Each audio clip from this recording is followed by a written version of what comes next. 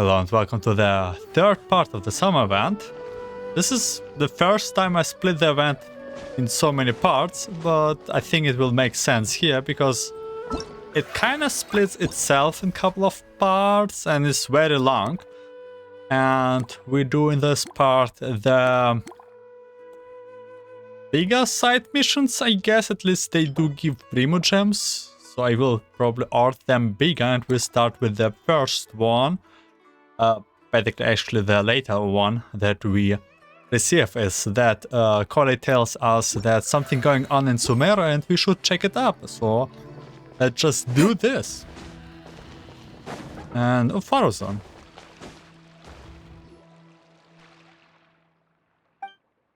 Look, that's Faruzan over there. Do you think we should ask? Even just glancing at the borrowing records given me flashbacks to how awful that book was. How irritating. By the way, this is the first time here that I will read something in Genshin, because I actually don't post any word levels until now. Faruzan, what are you doing talking to yourself over here? I am Madame Faruzan after all. Not out of place for me to mull things over out loud, wouldn't you say? But in this case... never mind, forget about it. Why would the two of you suddenly decide to drop by? Well, about that, we hear something about a party and did not want to miss out. Collei told us that Sumeru's the place to be now. Apparently tons of interesting things are happening, so we thought we would ask around. Any ideas what she was talking about? Interesting things. What might Collei find interesting? Dynaric's tail getting so fluffed up like a ball of hamburger wheel? Or Tsino climbing a tree and getting his hood cut on a branch? Oh, we really missed all of that? Seriously, and nobody told to me as well. Still, she said there was something big everyone talking about. Can you think of anything slightly more significant? More significant, you say? Is something the matter, madam? Well, now that you mention it, it must be what I think of it is. Recently, rumors have been going around about a certain book. What a classic horror story opening. It's not some kind of forbidden tome or anything like that, isn't it? I do hope this book is not from desert. Please don't be from desert. Forbidden tome? Aha. As far as I'm concerned, it might as well be. Tell me, have you ever read one of those really badly written detective novels? I don't think I have. Paimon has? Paimon has? Tell me exactly how bad it was. Oh, leave this to Paimon. For example, the type where you will start off thinking it's a locked room, murder mystery, but it actually turns out that the whole building was just moved. That's right. Or it's supposed to be based on a pure reasoning and logical deductions, but at the end, it turns out that the culprit has some kind of superpowers. Exactly. Or it starts out super serious, but in the second half it just reveals that everyone lost their memories out of the blue. What is this talk about here, Paimon? It's set in a mountain village in the middle of a snowstorm, and the police officer who has been portrayed as a serious figure throughout the whole story suddenly turns out to be the murderer, without even the slightest hint of foreshadowing. You're offend half of the crime novelists in Taiwan if you keep going. You're being way too specific. My apologies. I let myself a bit carried away there for a moment. Anyway, to cut a long story short, I did borrow a book like that a few days past. So you borrowed a badly written book. But that happened to the best of us? No, that's the problem. Blizzard sweeps mountains village, superpowers, police officers who turn out to be criminals. This book had it all and more. Reading it was a conundrum to torture. And despite how complicated it was not engaging in the slightest. But there have been all sorts of rumors circulating about these books because of the strange marks drawn over all the pages. People are saying that it must be concealing secrets. Do you think there is treasure involved? The Spymon face. Not sure, but there must be many who believe so. Not only have more and more people been borrowing it, but they have all been specifically asking for the marked up copy. Have you borrowed it too? Yes, I have. As well as you know, I'm a scholar, so it's only natural to have a bit of curiosity. So, just what secret does the book at the center of the rumors actually hold? I read through carefully, from the start to finish. Most of the marks are circles, but the beginning and end points of each stroke differ, as does the color of the ink used. Most importantly, all the names of people in the books have been circled. Not only that, many of them are adapted from famous figures in Sumer's history. Some speculate that 3 marks must have been left by different scholars over the years, each researching the book's secrets, each researching for a name they believed in. Others believe that they have a kind of notation made by different belongings, the same organization, and that the names circled are their code names. Still, others think that it is some kind of encrypted cipher, but even after finishing it, I came no close to uncovering the mystery. Not only was reading it a complete waste of my time, but sheer absurdity of the shoddy excuse for plot several times over. I was so angry that I returned this book immediately, and when I came to the house of Dana today, I found lots of people skulking around. I suppose they are still looking for that thing.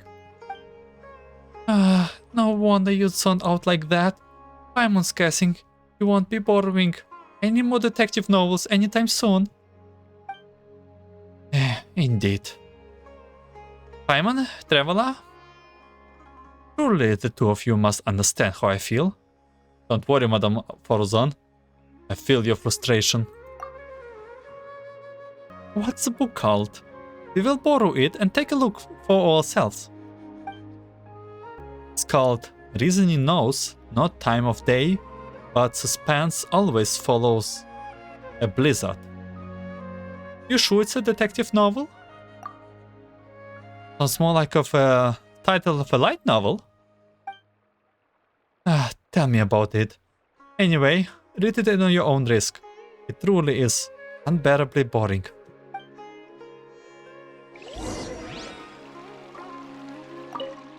Huh? You want to know what kind of book I like? The spectrum is just too broad. I don't know where to start. Okay. We have Nahida here. Next time you borrow books, try to be a bit more careful. Okay, what do we have to do now? Odd Textual Mystery.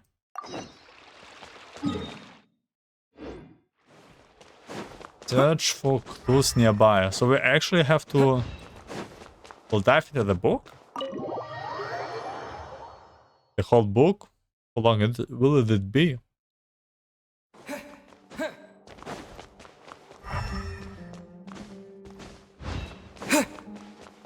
It's kind of mysterious why this book even so important right now. Like, why did they put this quest here? Okay, let's look for the book. There's so many books with long titles. Let Paimon have a look. Working hard and... Vacationing harder? What the heck? And the other books too. The art of the constructions of coffee machines. Who exactly read this? An atlas of rare rainforest dwelling species, professional edition. Secrets of the elemental science. The book jacket even says expert approved. The former sage Cyrus praises as an excellent entry-level book. And this one, a compilation and summary of common basic grammar rules for rare language of ancient desert people. No, Paimon's dizzy. It just so many words. Me too is dizzy. Come on, Paimon, you can learn 20 different? Oh, Layla. Oh, is it Layla over there? Let's just ask her. She may know something. That also... Is there someone else? Maybe more? Or did Layla just only appeared now? What are your thoughts? I see everything. I was working so hard for so long. Why is there still so much left to be done? Oh no.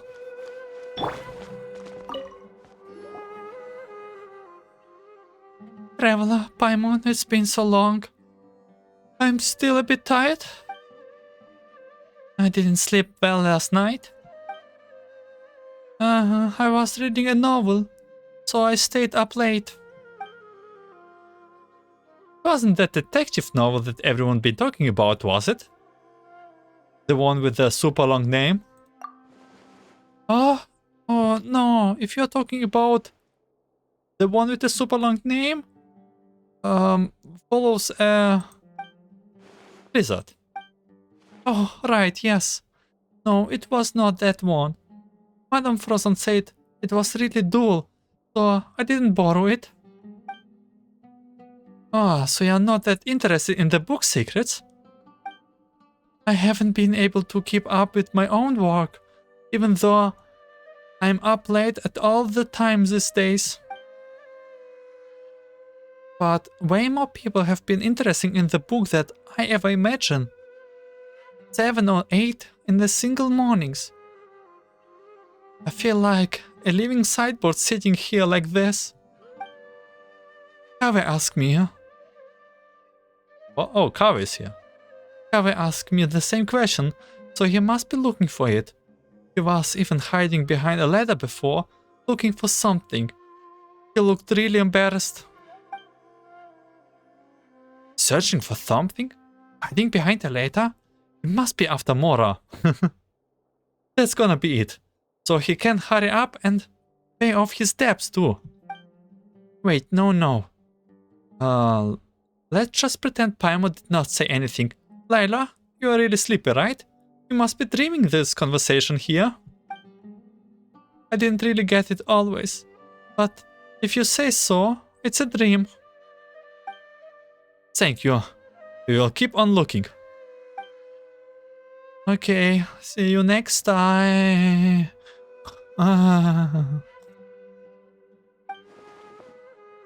It's not often Layla falls asleep so quickly. Good for her. Paimon thinks we should go ask Kavy now. If he is searching for the book, he must know something. But where is he now? Good question.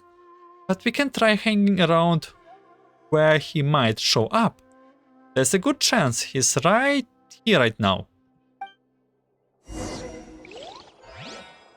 Find Kave. Yeah, we don't know how much apart it was. So let's just look for Kave.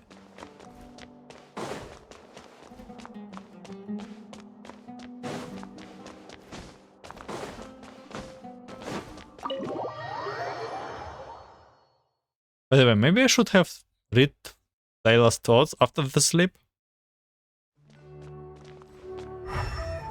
Are we? Oh, it's like here on the left. Oh no, we are like there. So I see, man. I'm still a little bit troubles with the orientation here. Okay, maybe we look in his house? Home?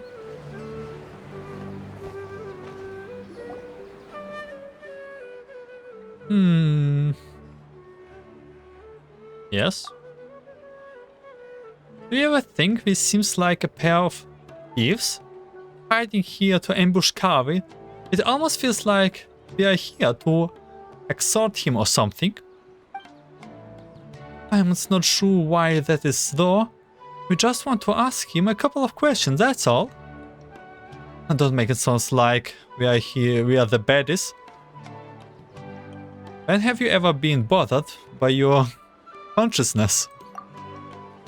Eh? That sounds like footsteps. Quick, let's take a look. Stop right here, I'll hit him. That was obvious. Huh? I'll hit him? What are you doing here? Well, I live here. Good questions. Surprising indeed. I was under the impression that you knew I lived here. Good morning. Good morning. What can I do for you? Nothing. Never mind. Oh, goodbye then. Do you really live? He just left. Does he have work to do something? Footsteps again. They are heading towards the door. Stop right here. There, Kave. What are you doing here? Good question. Surprising indeed, Paimon was under the impression that you know the only reason you would be here was that we are looking for you. Paimon, you don't sound like yourself. Looking for a certain book, by any chance? Wait, what? Here's the deal. You and Paimon pull cover on the side. How is it you guys know everything? And there I was thinking I would be in super discreet the whole time. No one should ever have noticed. Come on, get real. You really think that no one knows where you live here? Hey, that's not fair. Of course nobody knows except for Tainari, Kole and the two of you, right? Our friends are friends. So if they know, well, you know. But what if a stranger overheard us? It would be a disaster. It might even impact my career. Anyway, about that book. You believe it contains intel about the hidden treasure, don't you? Looking to get rich quick, aren't we? Yeah. Are you offering to help to find it? Sure. Why didn't you say so earlier? So, there's really a treasure. How about this? We will help you find it, then split the loot 50-50. It's a deal. Traveler, after all we have been through, it's finally our turn to get rich. No need to keep yapping. Hidden treasure, the Paimon robes homage in Onya. I have no idea what it means. Hey, Paimon!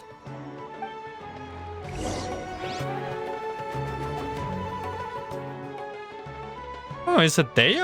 Oh, looks like we're meeting everyone here.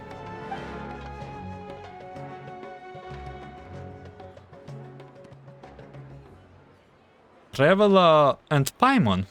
Must be like a day running into you two like this. There, your mercenaries are pretty turned into the grapevine. Have you ever heard of a book called that long name? Wait, you guys are looking for it too? By too, you don't mean you are looking for it too? Dan, it does. Does it mean that we are finally gonna have to square off again there? Wait a minute. Would you mind telling me exactly why you're looking for it? And once more we'll tell everything that Farazan us told. If it really does turn out to be something important, I will be sure to let you know if I hear anything. Whoa, really? From your reaction before, Paimon thought you were after it too. Don't worry, the client had asked me to get her the book, but her attitude seems off somehow, so I did not take the commission. She's a smart cookie, though, and it was like she was hiding something, so I thought she must have an ulterior motive. Besides, I have other things to look into right now. Compared to some commissions, it's more important that you uncover the truth behind that book. Anyway, no time to lose. I have gonna get going. Alright then, good luck. And don't forget to tell us if you hear anything.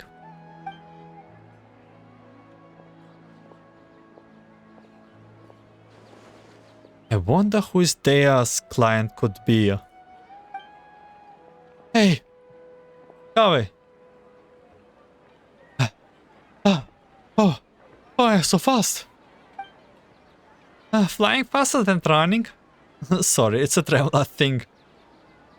We can basically teleport, I guess. Having been through so much, I run fast. Alright, listen to me. It's like this. Paimon, don't get your hopes up. That book, it isn't some kind of treasure map. It's just an unbelievably unremarkable, surprisingly ordinary detective novel. Huh? But did you just say there was a treasure? If most people backtracked like that, Paimon would just think they would change their minds and wanted to keep all the moral for themselves. But that's not something you would do. No, that's... I'm sorry. I just could not bring myself to tell you earlier. So I played along with what you were saying. Here's what happened. I borrowed the book a month ago. When I opened it to the first page, I discovered one of the names was printed incorrectly. That night I have been drinking, just a little, and I was starting to feel drowsy. So I picked up a pen and circled the name. As I'm sure you know, the House of Dea allowed borrow to annotate the books they take out. I'm in the habit of doing that too, so at the time, I didn't give it a second thought. But after I was a dozen or so pages in, I realized that the names of all the characters in the book has intentionally been written slightly wrong. Maybe it would be more accurate to say that the novel itself was quite strange. All the character names were based on real historical figures, but rather than using their original names, they have been tweaked, even so slightly. Most people would assume that the author had made a mistake, or that there would be a printing error when they saw spelling mistakes like that. I didn't find the content particularly appealing, so I returned it before I finished reading it. But later on, I heard that the book has suddenly become the talk of the town, and that there were rumors about mysterious treasure or something. And you thought it has something to do with you? It certainly does sound like him. Yeah, and I also heard that now all the names in the book has been circled, not just one. I just have not been able to figure out What in Teyvat must have happened after I returned? Did you tell anyone else about that you borrowed it? Let me think. Tainari? Last time we met, I also told him all about how poorly parts of the book were written.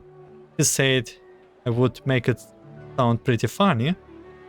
So much so, in fact, that he suddenly wanted to take a look himself. He made it sound like it was so bad it's good. In that case, let's go find Tainari. That's fine with me, but I still have some work to finish up, and it's pretty urgent. How about I head back first and we can meet up again later once I'm done? No problem. Hope your work goes well. Me too, thanks. See you later then.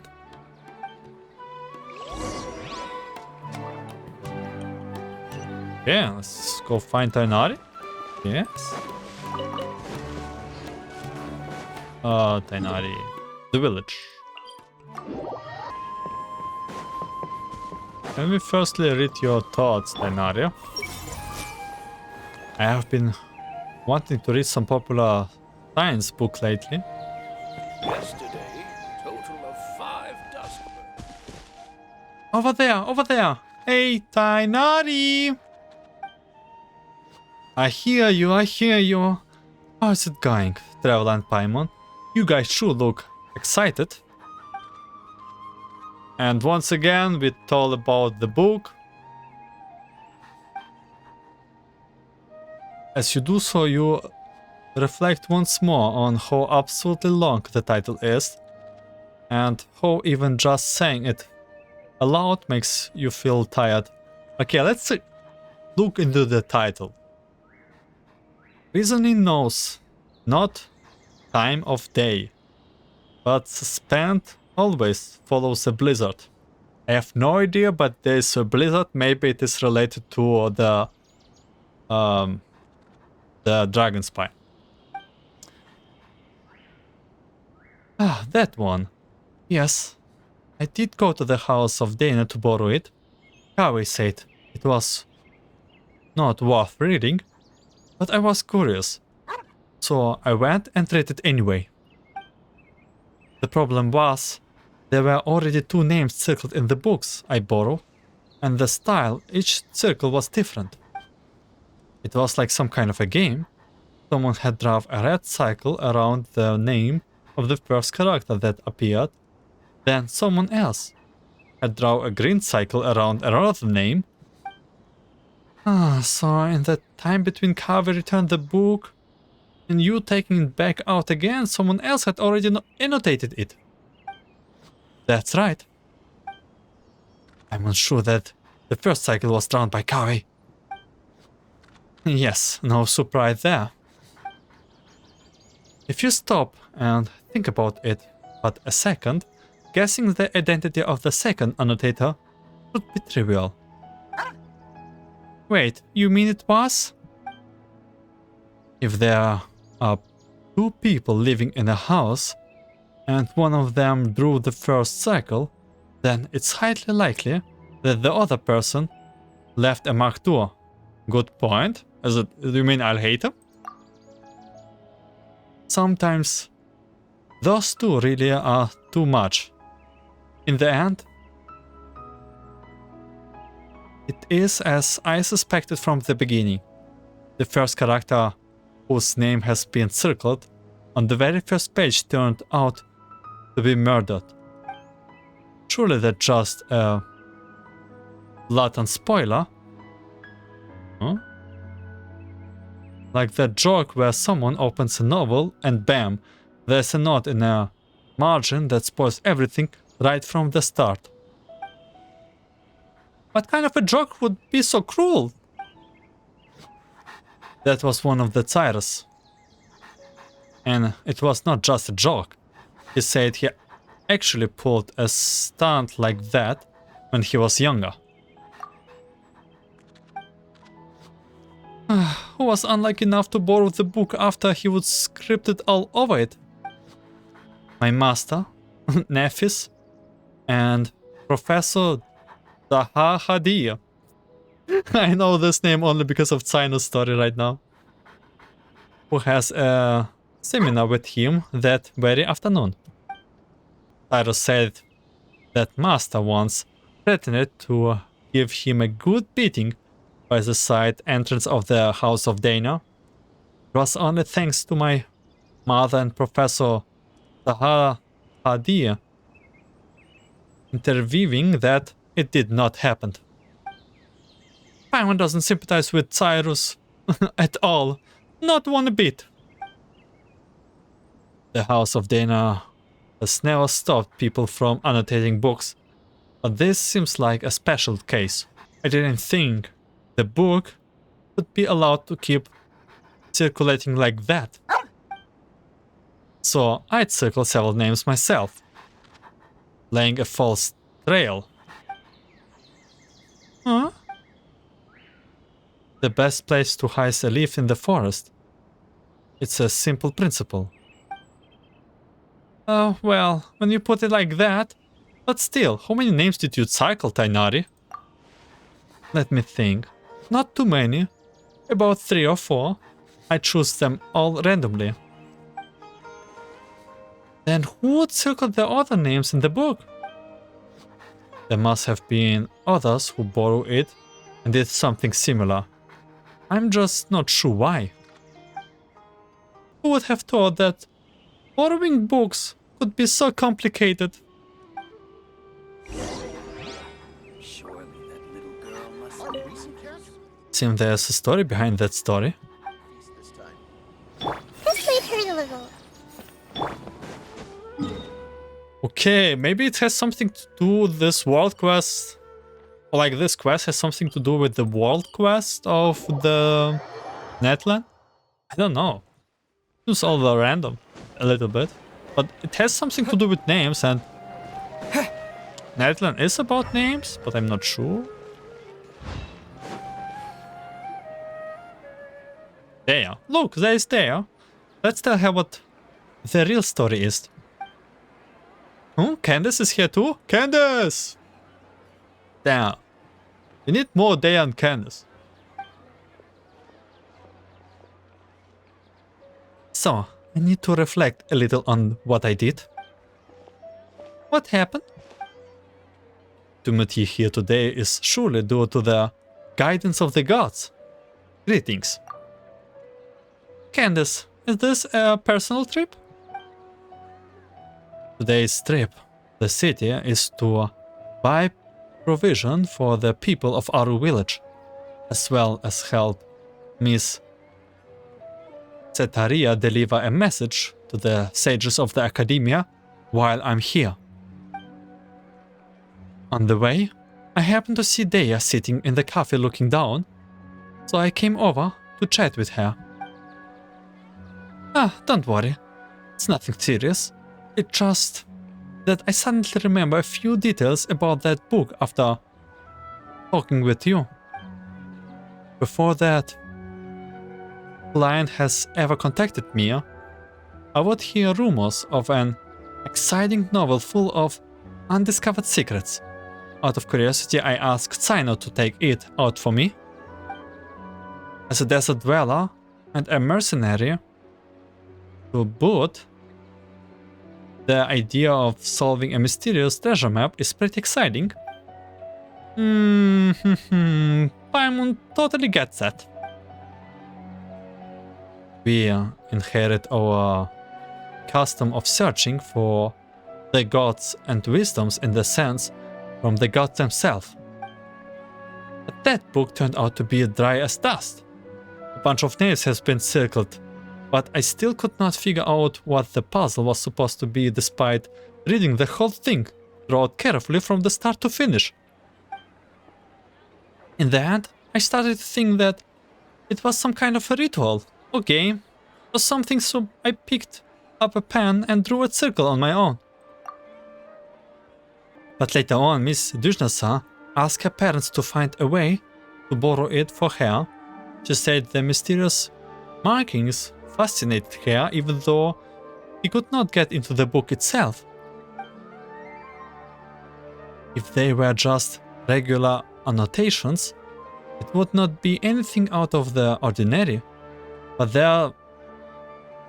these strange circles, you can't help but want to try and figure out what they might mean.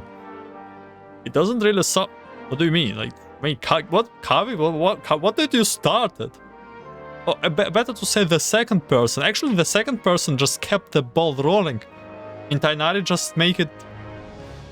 There's big misunderstanding here happening.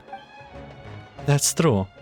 So Deya, what you are reflecting on is having accidentally interfered with other people's reading experiences. Is that correct? Mm-hmm. Wait, hold on a second. Why did you tell Candace? She's a warrior, you know. Sometimes she has to interrogate criminals and other things like that too. Everyone recognizes that her job is sacred, so when we need to think over what we have gone wrong, we will talk to her about it. Please, don't be too surprised, my dear traveler. To me, listening to other people's mistakes is just another way of protecting them. By speaking of your own mistakes and hearing sincere advice in return, improvement will come over time. That's the way we do things. But all she did was draw a circle, and it's not like she was deliberately trying to mess with anyone. Besides, everyone agrees that the book itself is just bad. Don't worry about it, Deya. Ah, that's true. I was just telling Candace how bizarre it is. But be that as it may, it does not change the fact that it just ain't right to mess with someone else's enjoyment of a book. That's the bottom line. Anyway, Deya, please have faith that the gods will forgive your transgressions. Besides, you told me about a part of the story where one of the suspects in the case ended up crawling out of the village on his hands and knees. And he was named Al-Amal. That's right, the detective in the book argued that he must have been leaps across the broken bridge like a frog. Of course, you find out later of his conjecture was totally off base. Why is that? Because it turns out that Al-Amal has a superpower, so he could float right across the broken bridge. What the heck is the book even about? It sounds completely ludicrous. Al-Amal. Simply too reminiscent of the god's name of King Dashus, don't you think? Though, considering how transgressive this book sounds, I don't think it's worth overthinking it. You're right. You know, I can't help but wonder what our friends at the Temple of Silence would say if they somehow got their hands on this book. I'm sure those sages would be able to unpack interesting ideas from the text we ordinary people would scarce dreams of. It's normal for this to be reached outside Blizzard's webbed mountains villages. It's normal for them to get broken, but for a person to cross one by the floating through the air? Why resort to such a lame plot device? Is this really a serious detective novel? Sounds more like something out of a comic strip. I'm starting to get where Faruzan was coming from. If you have gotten all excited about reading a detective novels, but end up reading rip like that instead, better not even think about it. So where is the book now? Not sure, I returned it after I was done reading it, and back then there were as many markings inside as rumors say there are. Alright then, Detective Paimon is still on this case. Everyone hold hands! There? Ah, who could have predicted this? It is precisely because it is unpredictable that you should not blame yourself. Hey! I have not been around here for a long time. It has not changed a bit. It has not changed a bit. Wouldn't expect things to turn out like this. I will have a bit of a more careful next time.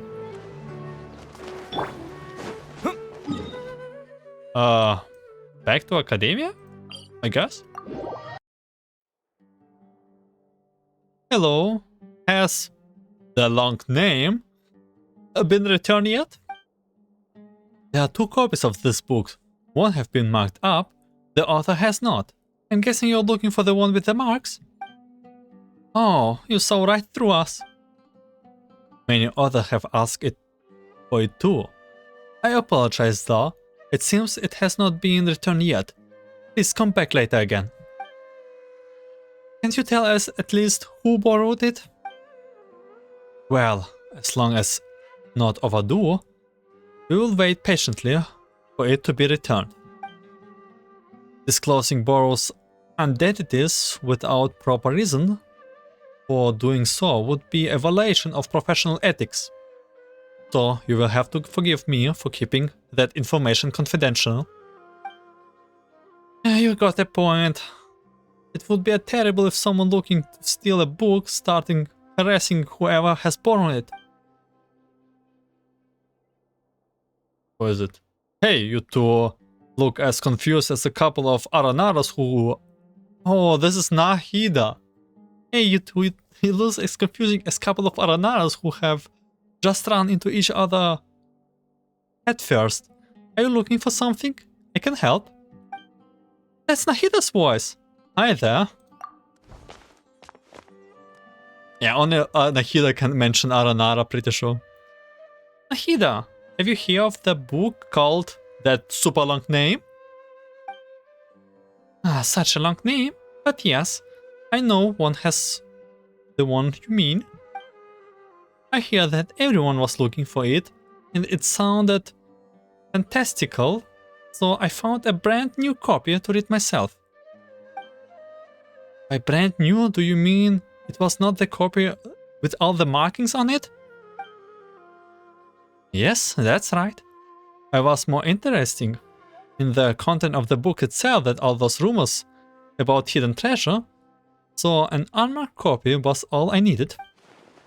Speaking of which, it's funny. There's more than one copy of this book, but everyone's been looking for the one with their names have been circled. Are they all afraid of spoilers? Or do they actually crave them? Oh, then, do you know who has the copy with the markings right now? I just so happen to have seen it in the hands of one of your friends. If you are looking for the copy that's sparkled all the rumors, you should look around near the palace of difficult name. Alcazarzarai?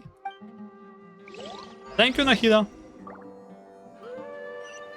Yeah, let's head to the palace. I have no... Oh, the Doris palace. Let me guess. Do we meet Dori? Okay, we are here, and Dori, Zaino, and Setos. Nahida? Okay, no thoughts. Is that Dori, Zaino, and Setos? Ah, darn you, General Mohamatra's entrapment is not gonna work. You can't do that. Hey, what do you mean by entrapment? You were the one who said you had the book. I said I wanted to read it. Then you agreed to meet me here. Zaino showing up was just a coincidence. Sure, poor coincidence. You don't play games with me. I know who you are. You're that new kid, Thetos, right? I know you are friends with Zaino. So You do know who I am.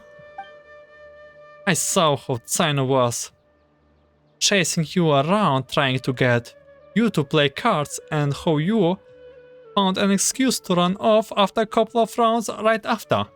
That left quite an impression. You don't have to mention that. No, I think Doris right about that. You always look for a way out when it comes to playing Invocation. It's becoming quite a problem. Traveler Paimon, you have been standing there for quite a long time. Oh, if it isn't my dear Traveler Paimon, what's bring the two of you to the Palace of Mai? Might it be that you have been come to the business with me, the Lord Angemea Bay? Of course, of course. Please, give me a moment to conclude our business here. Then I will be with you straight away. Anyway, General Muhammadra, as I'm sure you are well aware, the means by which I had someone borrow these books from the House of Dana were both completely legal and perfectly reasonable.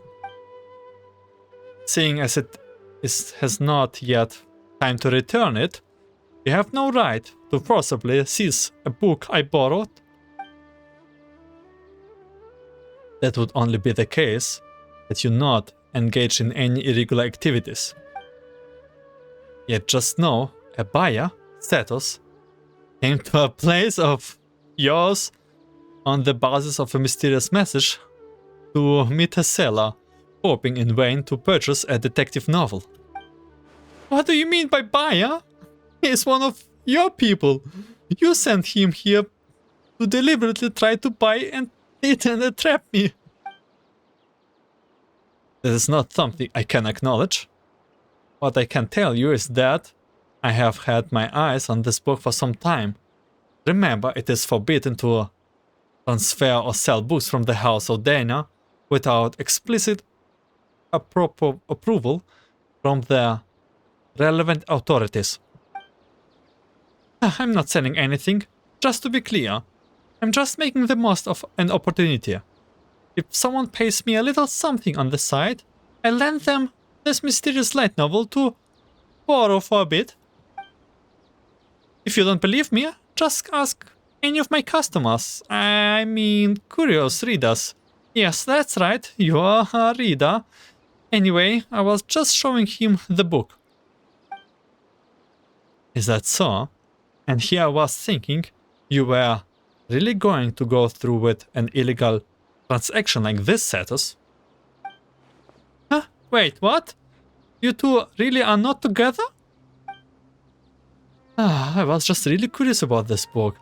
I finally managed to track it down, but Tsino, it's true that Dory never actually said she wanted to sell her the book. So he is not the mastermind who started all of this. The mastermind? So, by your own accord, it looks like you might have jumped the gun a bit. General Muhammadra, I'm not handing the book over.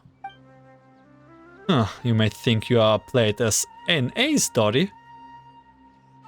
But when you opened the book just now, I saw the truth related before me. The book's return date is today. That Sinus sure has a sharp eye. That's right. You have a good vision. You have less than half an hour before the book is overdue. Give it to me and I will return it. How could I just hand it over to you like that? This is a mysterious, super awesome, mega amazing paragon of illogical detective novels that is precisely a treasure. I'm gonna make a fortune off of it. Should you really be admitting that out loud? I didn't say I was going to sell it. It's not like I was being serious. Then how about this? Dory, Tsinu, why don't you two play a little game with the book at the stakes? That's one way of solving it. How about it, Dory? Do you dare accept the challenge? If you win, I will turn a blind eye to the book for the time being, and if you lose, you have to hand it over. Ah, sounds interesting. Very well, I'm in. What's the context? Contest? Yeah, it will be TCG. Are both of you confident in your power of mental recall? My memory is not bad. Yes. You have both read the content of these books, correct? That's right. Huh? Tsinu, you have actually read it? Oh, well, needless to say, so have I. In that case, we'll just open up a book and flip through the few pages, and you tell me how many names have been circled. Best of the three wins. Sounds good? That's nuts. What? Chicken out? No, it's game on. Let's go. Good, in that case, the first page. 6. 6. Both correct. Next, the second page. I think it was 4. I would say 4. Oh, both of you are right again. 2 draws, so it all hangs on the next question. Listen up. Page 61. It was I don't quite 7. I know the answer. It's 5. Damn, it has 61 pages. Absolutely correct. The answer is 5. Ah, Tsinu, it's your memory really that good? I'm not buying it. Yeah, this is scripted too. I'm pretty sure. I'm pretty sure this is scripted. By the way, why did even Dory was the first one all the time? How did you do that? It's not actually because I'm good in memory, but because the cycling of the names left a deep impression on me. After I borrowed it, I noticed the name of the first few pages has been selectively circled by different people.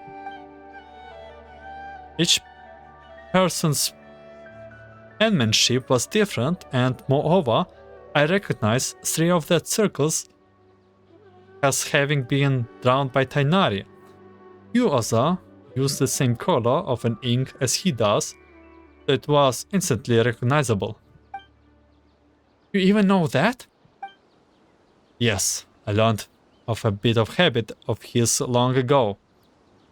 At that time, I had just been promoted General Muhammadra and would go to a secret base when I wanted to get throughout all the trivial tasks in my tray at once with minimal disturbance. I would often find Tighnari hidden away on the trees there, doing his homework, noticing the writing implements he favored was not exactly detective works. In all these years, he has never once changed the ink he used. Back to that book. Anyone who has read it through knows that the first name circled is a real murderer. Perhaps Tighnari did not want to plot be spoiled for anyone else, so he circled other names. Annotating or marking a book is not itself a violation of book borrowing regulations, but why are all the other names marked there? Is there some conspiracy behind them? And what do they have to do with Tighnari? I want to get to the bottom of this, even if it's just for the sake of my friend. And to uncover the secrets, you must become a part of the conspiracy. So I circled all the other names that were left in the book. Whoa, to think you would do such a thing? So there is no treasure at all? It was just you guys all along? That's right. Surely you wish to hide a grain of sand buried in the desert. And in that grain of sand, I can catch a glimpse of the truth. This is kinda cute that Dainari and Cyno has like the same idea, but Dainari goes for the forest, Cyno goes for the desert. That's so cute. And so you were drawn to it too, making our plans. Yet, in a twist of fate, were discovered by me. No matter how vast this world is, you cannot run from the long arm of the law. Oh, you are making a meal out of this, aren't you? You really have way too much time on your hands. Okay, I will give it to you. You win. That's enough for today. It's time for Lord Sangemei Bay to return to her room for some repose. Farewell all. So, do you intend to take this book back to the Temple of Silence? I would hear there was a treasure hidden inside, and though it might have something to do with the temple, I never thought that was the real story behind it. But when you agreed to compete, I had already submitted you were familiar with this book. That's why I chose that particular format. Brilliant move, bro. Bro? Huh? What with that look? We have just thinking. There have been more twists and turns in the story behind the books than in the actual story itself. Well, as long as you got it back, I will leave uncovering the rest of the secrets to you. And take my leave now. See you later, everyone. Can I borrow the book? Of course. After Cyno hands you the book, you and Paimon quickly thumbs through it. Though you are not reading very carefully, you can tell that something not quite right. The plot is wildly imaginative, and just as everyone says, through most of the names in the book seems familiar, on closer inspection you realize that they are not actually the names of the historical figure you thought they were at first. Not only that, but every name has been circled. Thinking back on the course of event, you fall silent. And then you explain the full story. Oh, unexpected, but still it does make sense. And is far better than the existence of the actual conspiracy. In that case, I still have other plans. Last time I was at Caravan Ribbon, I promise I will meet Dea and Candice for drinks. Traveler, could I trouble you to return the book for me? Sure, leave that to me. Thanks, friend. That's a long mission, one. About a book? Okay, I will definitely have to go back and check what has to do something with Natlan. I like the summer event. I like every summer event, but I was not that much believed that the summer events do tell the story of the next nation. But after seeing that kind of true for Fontaine, I'd be like, that's possibly true, yes.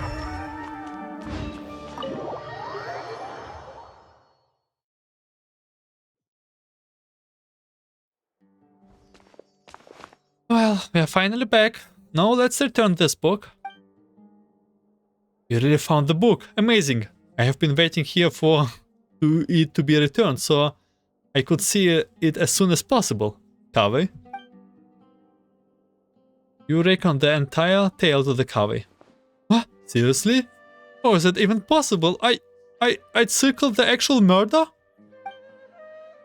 I was pretty surprised by this whole things too. Let's just take care of the book's problem first.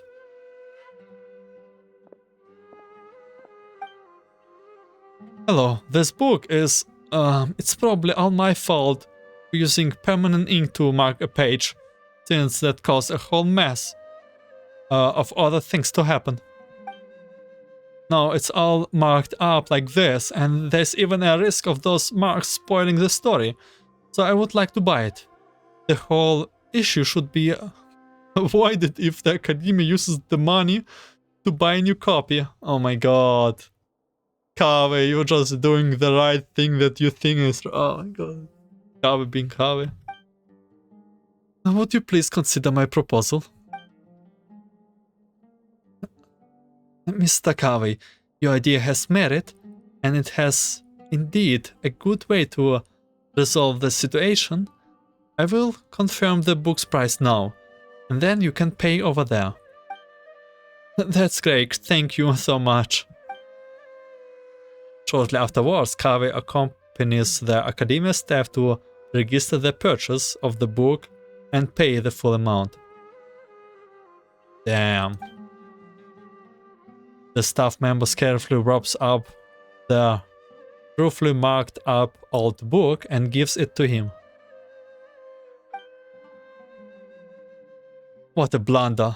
Regardless, thank you so much for all your help. It was nothing.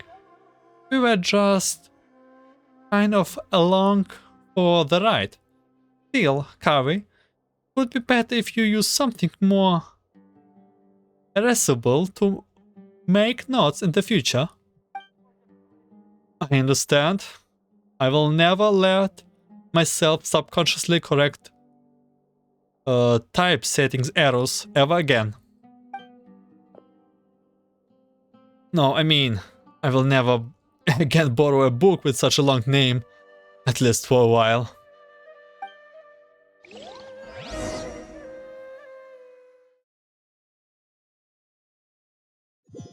And? Okay, no, it's still going on. Oh, I'll hit him, you are here. I was looking for everywhere for you. What it is? Guess what I have got in this little bag here? If I had to guess, a young man's tears of regret?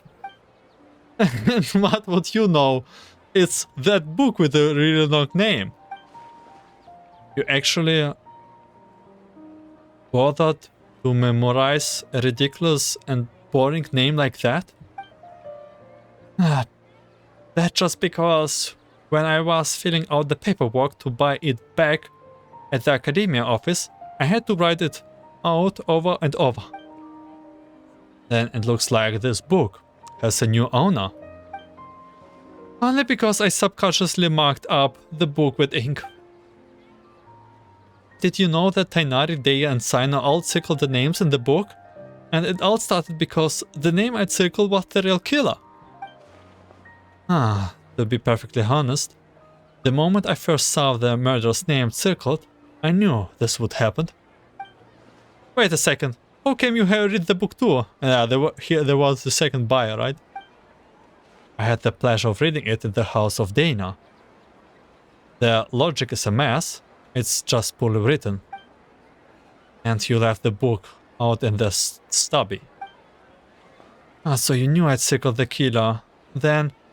Wait, then did you circle any names in the book? What do you think? So you did! The second one is mine.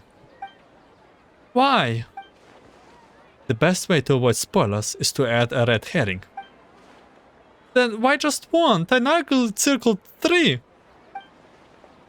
I already significantly reduced the probability of the murderer identity being spoiled for the next reader. That's more than enough. No need to worry about things that are beyond saving. What's going on? This is too sus, all or less. Just why isn't it necessary? Using permanent ink to circle a name on the first page, that's obviously beyond saving. What kind of logic is that? I bet you just drew your circle for fun. If I must say so, then it's because the circling of the name is far more interesting than the book itself. Fair point. In the end, I only have myself to blame for using up all my pencils. I need to buy some more. Congratulations. Pencils? Oh yeah, pencils, yes, makes sense. This one-of-a-kind, out-of-print book, personally planned by the hand of so many, is now yours. Do you think I look happy about it? I don't even want it. Aha, if it was Paimon, she would want it earlier. That's a no from me too. Okay, what a length quest we have here with this book mission. Okay, we will just mark this whole story as good to know. So there's something with detective story and red herrings. By the way, I do kind of like detective stories in the end. And I do hope that Kirara's quest is voiced. Okay, I'm getting tired here a little bit. And so let's check that one out.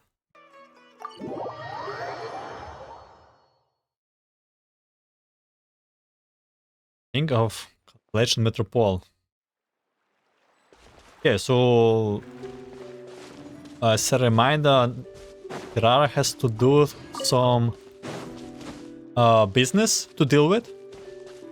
I don't know what business it will be, and also why her quest mark like this, even if there are some quests that, like open world quests, that are not have the same markings. Maybe there's more important.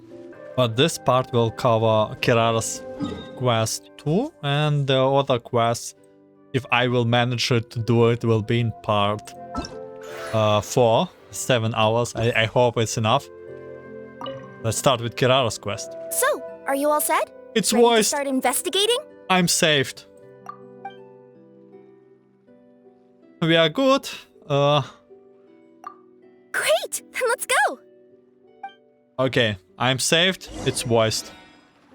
I've delivered packages all over, but I've never seen a mysterious fairy tale world like this before.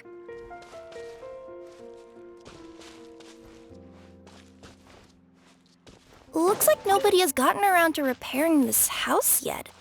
Ugh, even I wouldn't dare to sleep in there. It might suddenly collapse in on you.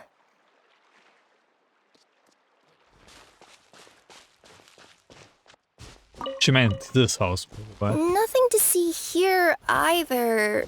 Maybe we can find someone to ask? Ekomar and Boots. Over there! I bet we'll find some people there. Let's go take a look. Why are you so cute?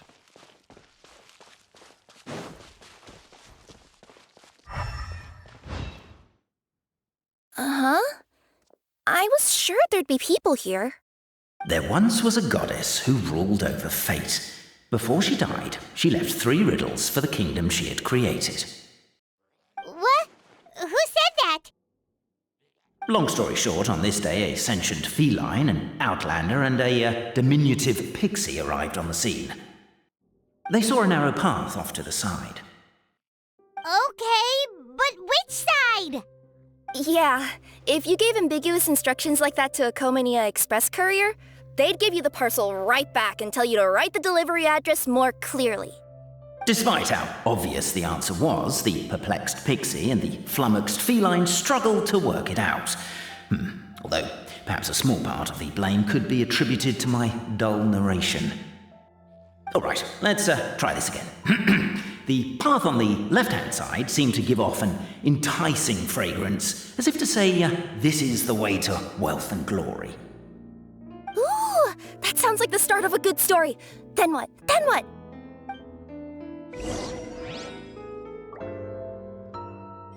Explore path ahead. At the end of the path, the motley crew would soon spot a secret stone room. A prophecy had once foretold of a Marquis who shall one day venture inside, and thus it is named the Future Marquis's Abode to Be. You like it? The Future Marquis's Abode to Be? Got a nice ring to it, doesn't it? That was a little bit boastful. But before you continue, I must warn you of the danger that lies ahead. For example, under no circumstances should you sit on the chair in the center. Otherwise, the consequences could be a bit embarrassing. I like the narrator here.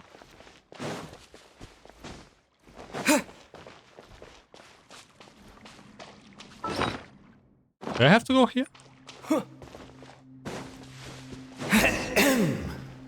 So many summers, winters, springs, and falls, and now at last a hero hither strides. This realm knows not what lies beyond its walls. Its secrets mystify the world outside. Wait, new voices. Who are they?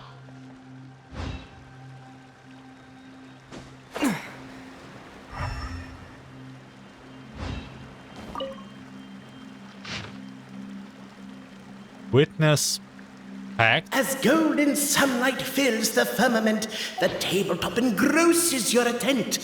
Captivated by the epic poetry and enthralled by the outstanding storytelling, the Outlanders knew what their next objective was.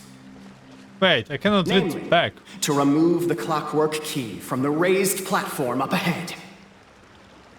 Cabe, I just realized you said we all had to speak like bards, but every time you open up your mouth, I don't hear any rhymes.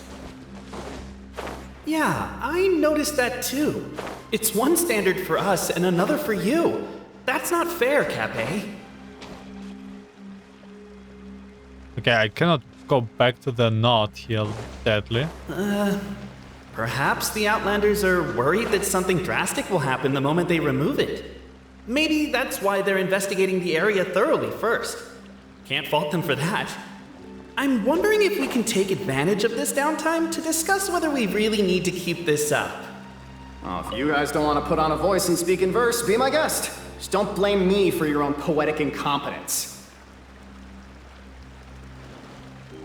What's going on?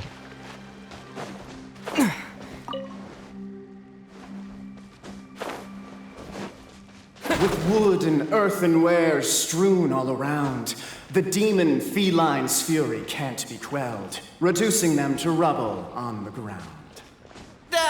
No, you don't. I wrote that line. Don't start plagiarizing me just because you can't take a bit of criticism. Look, let's not put form over content here. It's not about the rhymes. It's about making sure the Outlanders focus on the clockwork key on that platform. I told you.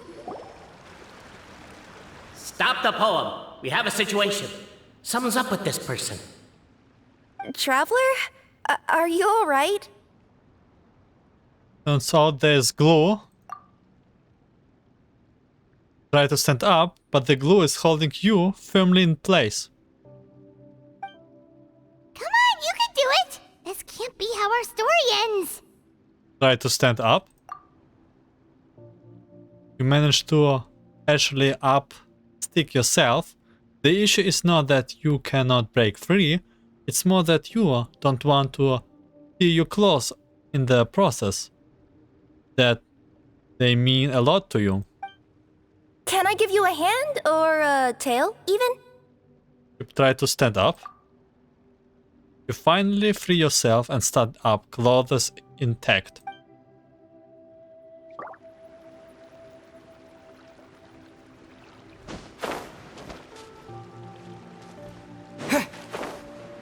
Oh, what's going on? Okay, let's do what they told us to do. Pull hard. Strong as stone, firm as steel. The Outlander pulls, but it does not yield. This has happened many times before, but this time is different. A thought enters the Outlander's mind. Attack! Attack! First weaken the structure, then seize the treasure!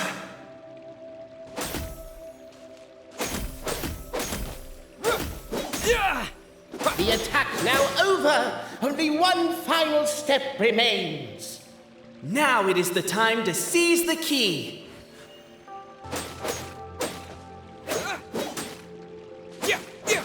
Any more dialogues?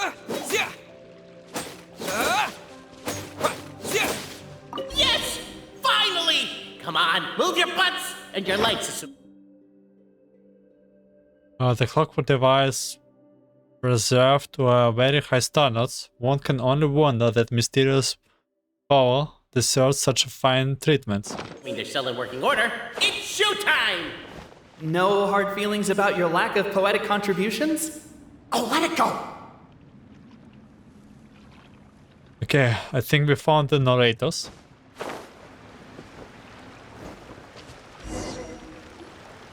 Ah! Welcome, esteemed and noble Outlander. Allow us to introduce ourselves. We represent the 3 great clans of this realm, having been selected as its authorized historical supervisors. Our purpose being to await the arrival of one such as yourselves who shall remove the clockwork key. My name is... You're Cape, he's Albizzi, and that's Bobarano, right? You've done so much talking that we can already tell you apart by your voices. Aren't we missing someone, though? The guy who led us here to begin with? Who? And thus was born the long-awaited fellowship, destined to uncover the truth of the past. Allow me to quote, if I may, in the history of Constellation Metropole, a new page has begun. Him. Well, there's no fourth person, so which of you is the ventriloquist? Come on, out with it. We've never heard that voice before, but he sounds like he'd be good at reading bedtime stories to children. Well, whoever it is, I don't know and I don't care. Forget about him. We have far more important things to focus on, like where our journey goes from here. That key you hold is the pivot point about which the past and present of the Metropole revolve. However, between our 3 clans, there is some dispute over the historical record. Okay, 3 clans. That sounds very Netherlands-like. Each clan has its own version of history, detailing the clan's origins and the tale of the dragon of old. And unfortunately, we don't know which one is the truth. Dragon? You mean the one that's been acting up recently? Oh, no, not that one, you adorable little pixie. When I say dragon of old... He means a dragon that would be really, really old if it was still with us today, but it was defeated in ancient times. The new one has nothing to do with our clan history. Was that supposed to be a joke? Anyway, so you've been waiting for someone to remove the key so you can finally explore the truth of the past? Not just explore it, but argue incessantly about it. Honestly, I don't care that much. Cape's the one who's always bothering us about it. What we need to figure out is who resolved the dragon crisis. We have to know that before we can decide which is the supreme clan. The moment you removed the key from where it was lodged, you became the honorary Marquis. We humbly beseech you, noble Outlander. Just call me Traveler. Noble Traveler Marquis, we ask you to help us. You and your talking Puss in Boots and the pale floating pixie. Puss in Boots? Are you serious? It's better than Demon Feline, but still... Hey, it's Nekomara. Embrace it, my friend, embrace it. Most cats don't wear boots or speak, do they? I'm not even a cat, I'm a Nekomata! Now that you know the word, I expect you to use it. Please allow me to lead you all to a sacred memorial site. It will be much easier to explain what needs to be done once we are there.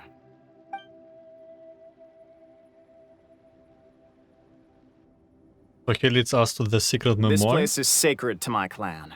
It's where our brave forefathers once took up arms against the dragon of old. After a bitter battle that dragged on for many days and nights, finally, our forefathers fought the dragon into submission, and it fled. They took turns, though. Some forefathers worked the day shift, while others worked the night shift. So they worked shifts while the poor dragon had to walk around the clock? So they say. It's just a legend, though. Wait a second? Did I just hear you admit that your clan's history is just a legend? History, legend, who cares? My clan was definitely courageous, that's the point. That's the truth. And isn't the truth what we've all been arguing about non-stop for all these years? Capet's words gave the traveller food for thought. Could it be that the truth in a fictional world is equivalent to fiction in the real world? But that would have to wait. Apparently, Capet was not alone in his pilgrimage to this sacred site. Unwanted company had arrived. The traveller and the talking cat, Nekomata, decided to teach them some manners. Yeah, I guess we fight now. Oh, Kirara! Oh, that's... Propagate! Yeah, Umbrella warfare, I guess. Hiya! nothing too bad here. A true display of heroism and valor. It was as if the spirits of my ancestors were fighting through you. Here's a thought. Could be wrong, but maybe the... Oh, I was too Martial fast. prowess and show of courage are a more vivid reenactment of my ancestors' feats that suit the modern aesthetic. Now, let's get down to business. As we all know, time is but an illusion. Time may flow line by line, page by page, or frame by frame, but usually it flows in the form of springs and gears. And that clockwork key you have in your hand can turn back time and make the past reappear. Well, actually, my view is that the illusion of time is more of a problem of consciousness. Gears power the body, while the body is the vessel of the conscious mind. But the mind cannot understand the dimension of time, so we experience instead an endless continuum of moments as the pinion of now turns along the rack of ages. I'm getting flashbacks to when I was delivering packages to the Sumeru Academia. A teacher once asked Albizzi what his greatest fear was, and he replied, dragons. Boberano was asked the same question. He replied, time, and repeated the argument we just heard. The teacher then turned to Capet and posed the same question. He replied, Boberano. The manuscript that tells the truth of the historical record, the blueprint to all of creation, the work of the great mage themselves. It can be found at the beginning of the gear rack, and on the very first page of the book.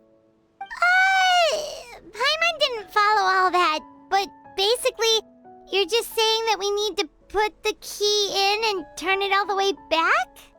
Exactly.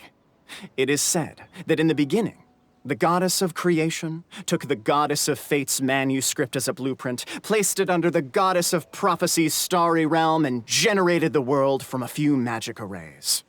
So in a few moments, when the great clockwork key turns the local time here back to the very beginning, we will restore the magic arrays back to their original configurations. Hold on, isn't stealing part of the blueprint of creation a little dangerous? Also, how are we supposed to know the original configurations of the magic arrays? Well, the general shapes of the configurations have been passed down over the ages. They now form the family crests of each of our clans. So you'll just need to reference my family crest and join the dots accordingly. Shape the wallow? 1, 2, 3, 4, 5. Yeah? To address your other concern, when the house has already been built, do you really think that taking away the construction crew and blueprint will cause it to collapse? The Traveller Marquis prepares to insert the great clockwork key into the nearby keyhole.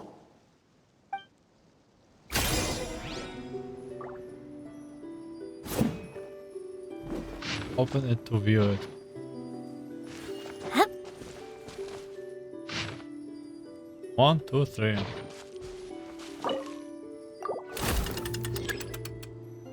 Give it a good all wrecked for 2. Cha. Ha. 1, 2.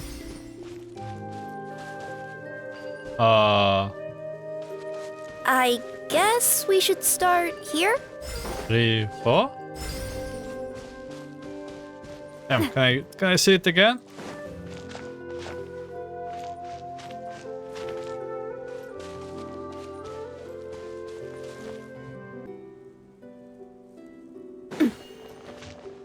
Just hit the pillar, you can start over.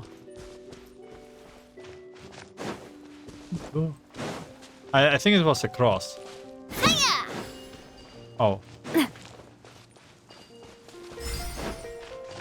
Open it to view the hits.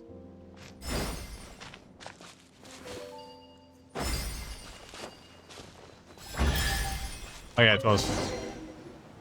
Behold, the sacred writings that record the truth of... No, wait. That have shaped the truth of history. Gather round and let us bear witness.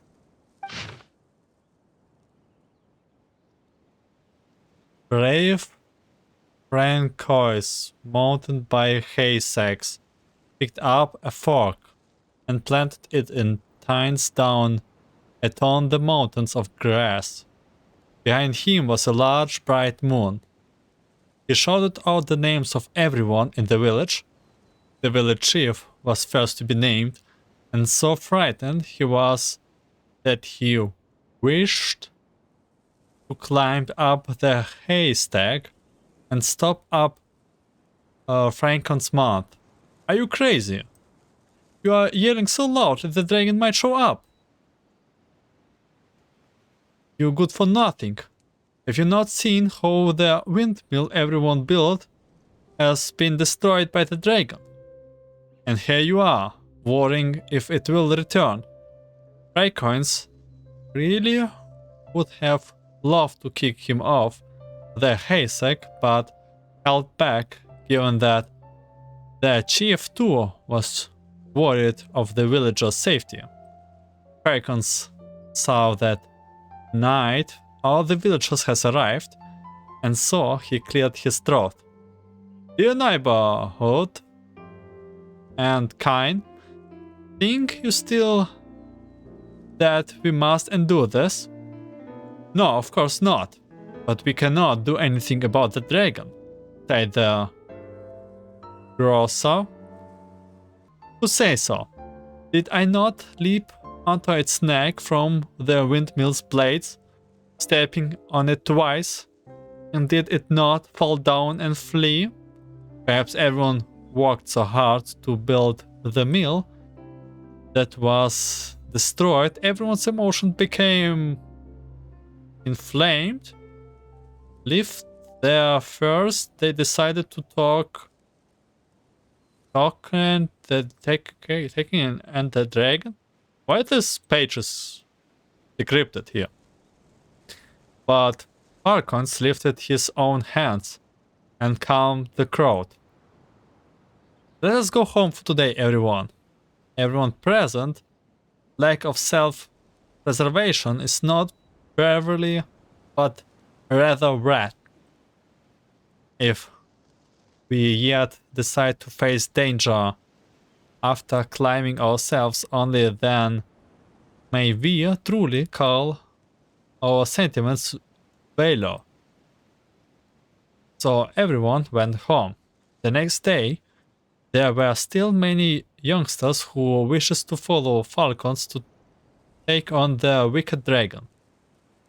Who would have known that the villains possess the protection of the goddess Radiant's carpet, and countering true valor, the dragon could neither spawn fire nor slash with claws, and was forced to allow the other party to call houses and switch personnel.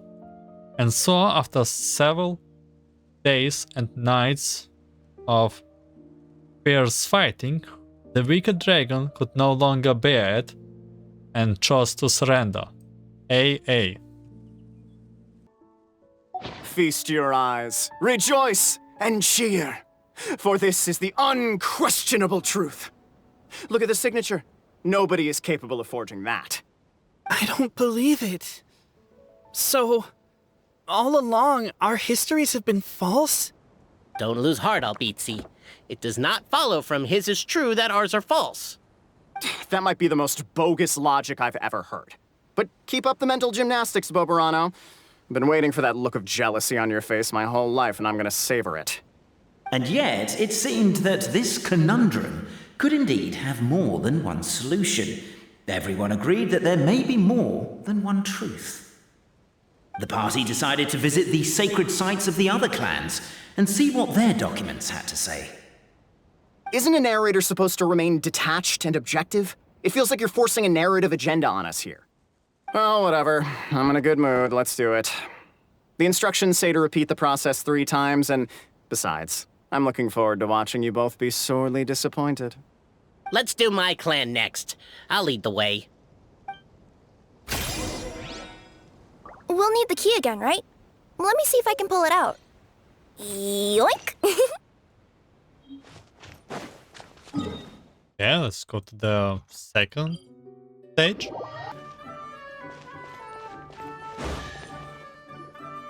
The party finds no pedestal in which to place the great clockwork key, only a locked door. Where's your clan's pedestal? Oh, let me guess, you hid it away in advance to save yourself the embarrassment of having it exposed as a fake? You done? Okay. Now, since my clan's main claim to fame is... Misinformation, half-truths, and fabrication. Ah, shut up, Cape. Shut up, Cape! Narrator 2. I swear, if I wind up dead one day, the murderer was Boberano. Let those be my last words. My clan's claim to fame is that we outwitted the dragon of old and stole its treasure. Ergo, all articles of value that we own, including the pedestal for the clockwork key, lie behind that door. So, next step is open the door? Almost. There's one step before that. The door is protected by a smart interrogation system. We have to answer its questions, and if we get them wrong, we will alert law enforcement. Jeez. Well, do you at least know the answers? The correction fluid of time has dyed white the pages of the Book of Wisdom. No, I don't know the answers. But worry not, I had a quick word with the constabulary in advance. They'll ignore the alarm if we get the questions wrong, so answer without fear. There's no response from the door and nothing unusual about it. Knock on the door. Question 1. Who is it?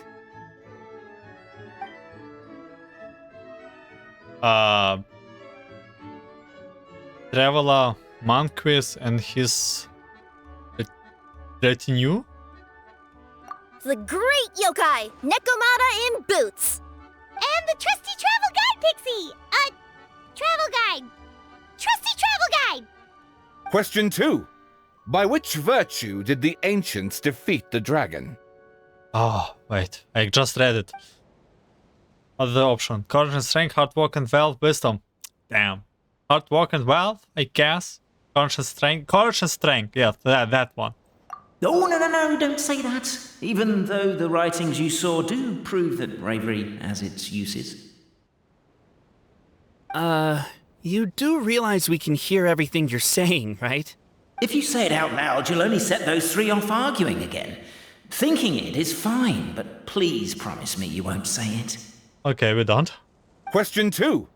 By which... You know what? Kind of want to see more of the wrong answer, so we'll go with wisdom once. If this is the right answer, I swear I'll... Correct! Oh. What? A barefaced lie. So low. Question 3. Which is more real? The fiction of the outside world, or the truth of this world? I don't know. Perhaps they are both equally real? Hear, hear! Who can be sure that the outside world isn't just a dream? And that when the dreamer wakes up, they won't just find themselves inside a novel? There is no way to know, therefore both are equally real. All correct. You may have the key pedestal. All this foreshadowing and stuff, man. Traveler door Marquis, you know what must be done. Please insert the great clockwork key. Oh, and this is my family crest. Okay, up. Okay, got it, got it. Shape of wisdom.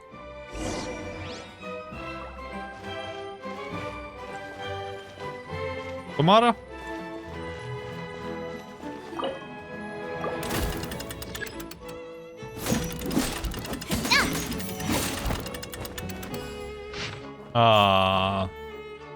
Where do I have to start?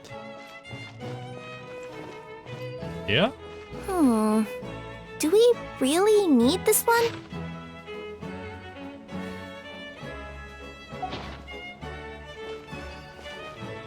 I cannot really up on it. It sounds so familiar. Is it just or is it my imitation?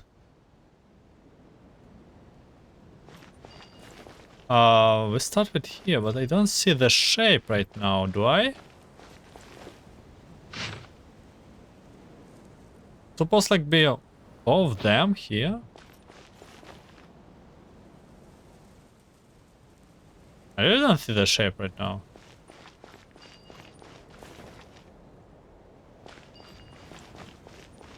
Maybe I just have to start here. Go like this. And like this. Hello? But this looks right? Huh.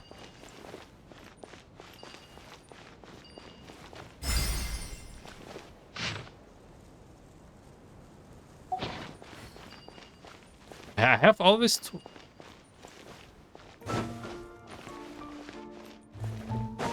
Anyway, can I open the chest? No. The Traveller Marquee draws a design that is practical and aesthetically pleasing in equal measure.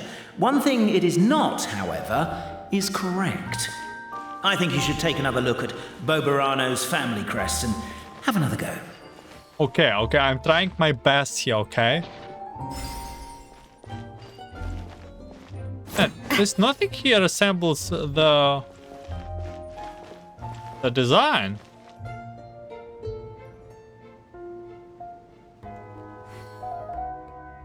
What? Ah, I know. Okay, I see it. Okay. Maybe this?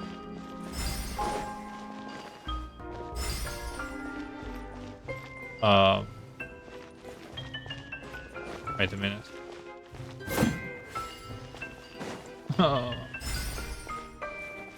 I'm so...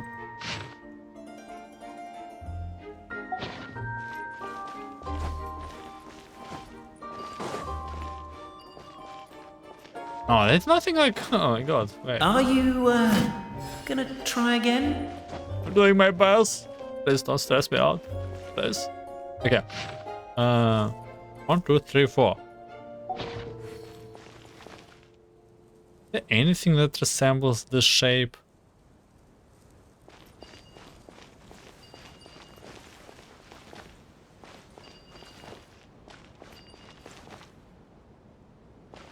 One, two, three, four?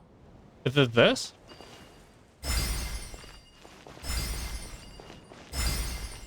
Oh, okay, got it. Now, let me see what elaborate fiction the Clan of Wisdom was able to conjure up. If anyone's listening, I would like to submit these as my last words. I surrender. I'm the one who murdered Cappe. Okay, the second manuscript. I was so happy to see that I will not read a lot in this quest, but I was wrong.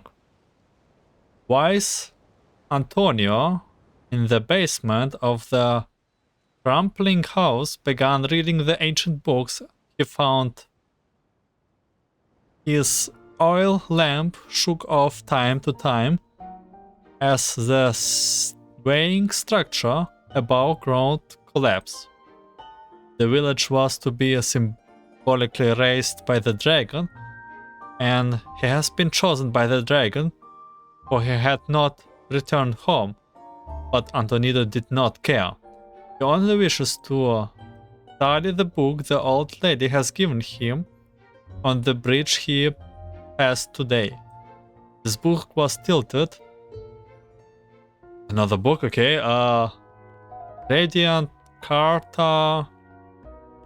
And within was something, all the rules that every buy something in Simulanka must follow. It was written in the language of words creation at the very start, as if Antonio was not possessed of extraordinary wisdom and deciphered this primordial text. There would have been no study to be had. This book recorded no solution as to resolving the difficulty that Constellation's satellite presently faced, nor did it contain any hexes that could aid Antonio in repairing his own home, but he knew that wisdom was the mightiest thing in the world. The morning light shone through the ruins of his home, and the neighboring blacksmith and chubby chief took great pains to get rid of the house wrecked, which blocked the basement's hatch. With dark circles about his eyes, Antonio said to be a chubby thief, "I shall defeat the dragon and will return soon." Are you sure you are alright? You don't look like you got any sleep. Just smoke from the oil lamp. Don't worry about it.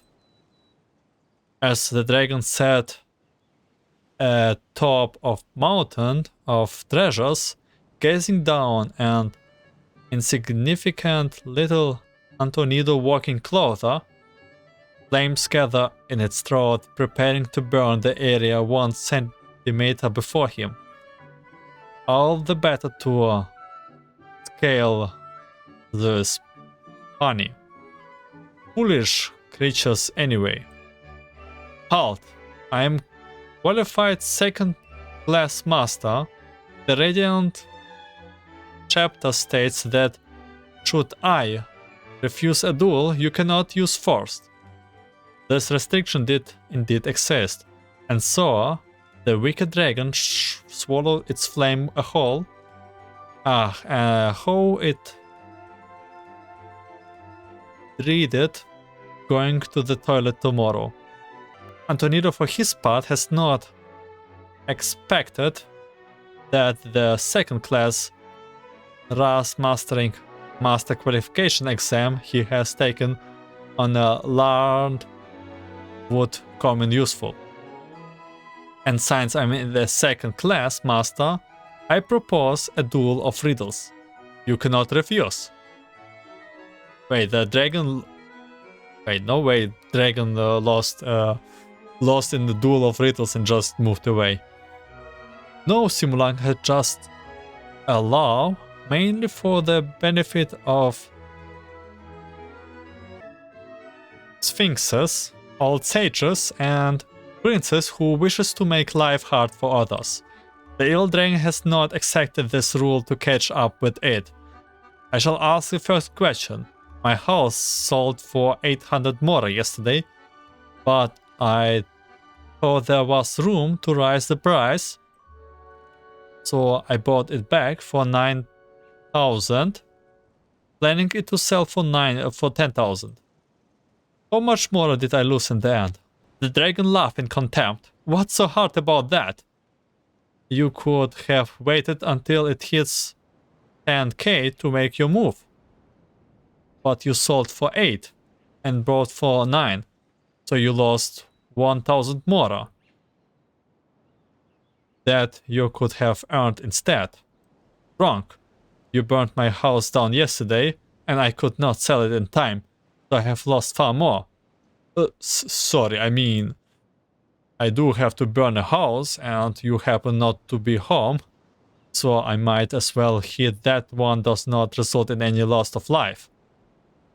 Now that you have lost this contest, I have the right to look on the same value as your life minus 1 mora, and consider that you have burned my house. I can seek damage. Let's assume that my house is worth just 1 mora. Well then, wicked dragon, you know what to do with yourself. Please spare me, I will give you anything. Your words, not mine, Antonino said, as he pulled out a contract he has written long ago. Thus did Antonino use his wisdom to take an evil dragon treasure. The dragon, devastated, would never again return to attack Constellation Satellite, where Antonino lived. Many years later, a child asked Antonino, "You sold your place for 8,000 mora and spent 9,000 buying it back. So it looked like you actually did lose 1,000 mora." Hey. Complete different story, but this one is, I think, more funny one.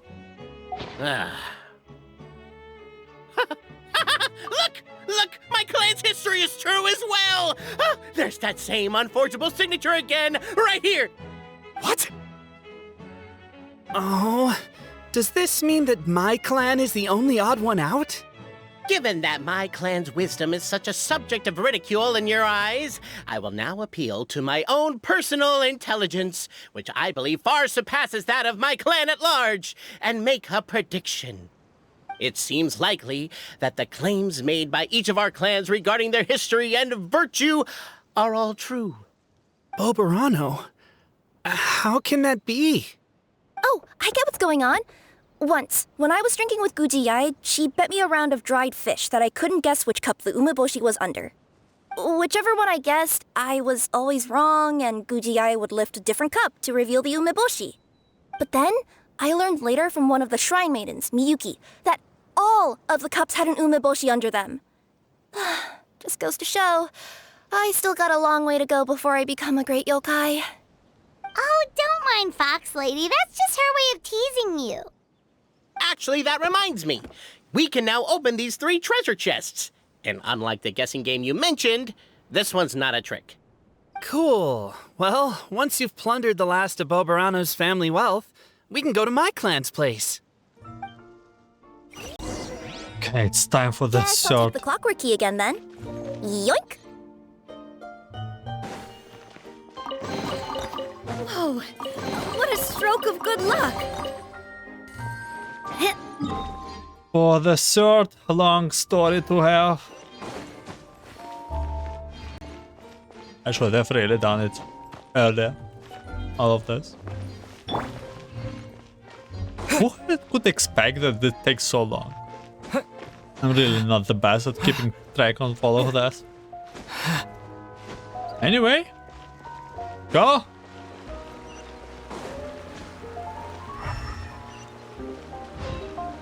So many giant guards. They'll kick everyone out.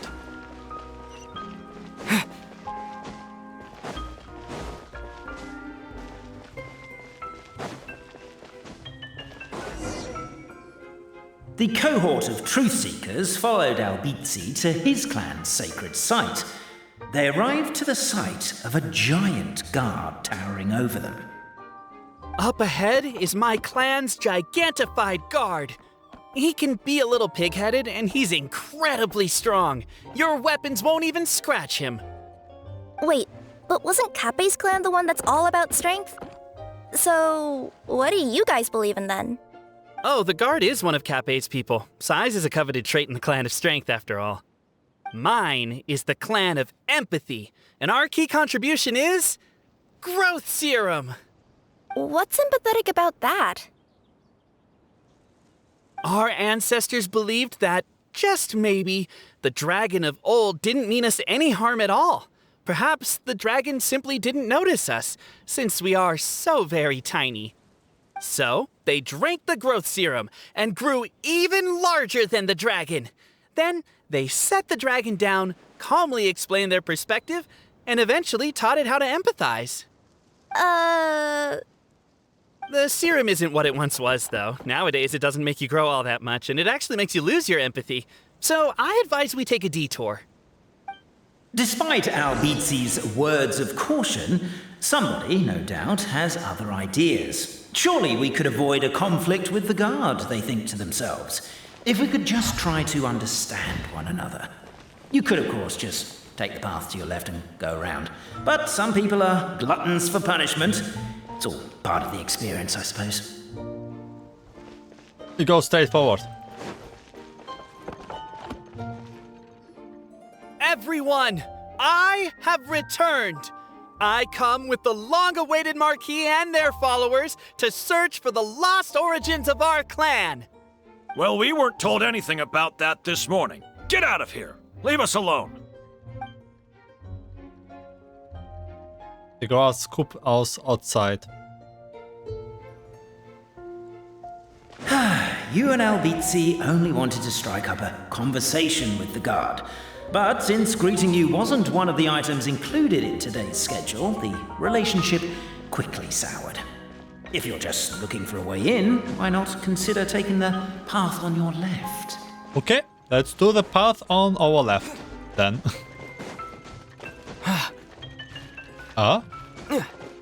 Why is my own clan treating me like a villain? You've been away too long. We all have.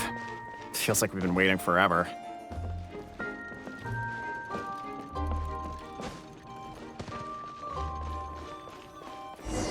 That was easy. We should be getting close. Why is this place so full of junk? Are you the kind of people who never throw away the box when you buy something because you're worried you won't be able to return it without the original packaging? We'll never find the Oracle Pillars in all this mess. Never mind that. We have a more pressing issue. It seems there's a slight problem with my clan's family crest. The Marquis may need to utilize their wisdom to solve the issue. I think not a big deal. Yeah? Okay. Wisdom too, huh? Well, you guys have a bit of everything, don't you? Except empathy.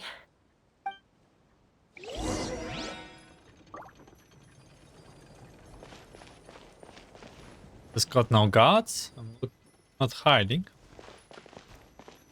Okay, Keep the noise down! We don't want to alert the guard. sorry. Over here! I found it!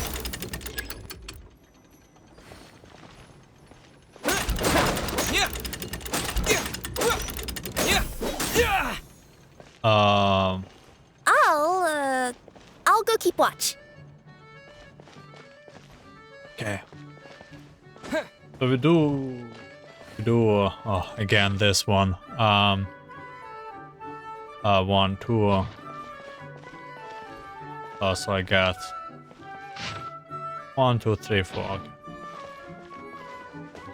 So I have to for you. Sorry, didn't mean to. Sorry.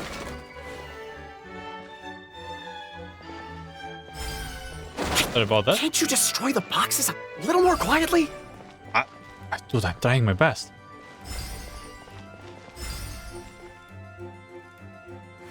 That's pretty much it, isn't it? Oh, wait. Almost. Just in different pattern. Like this. A reward on the This is the last one. Last story. Okay, let's go. We do it.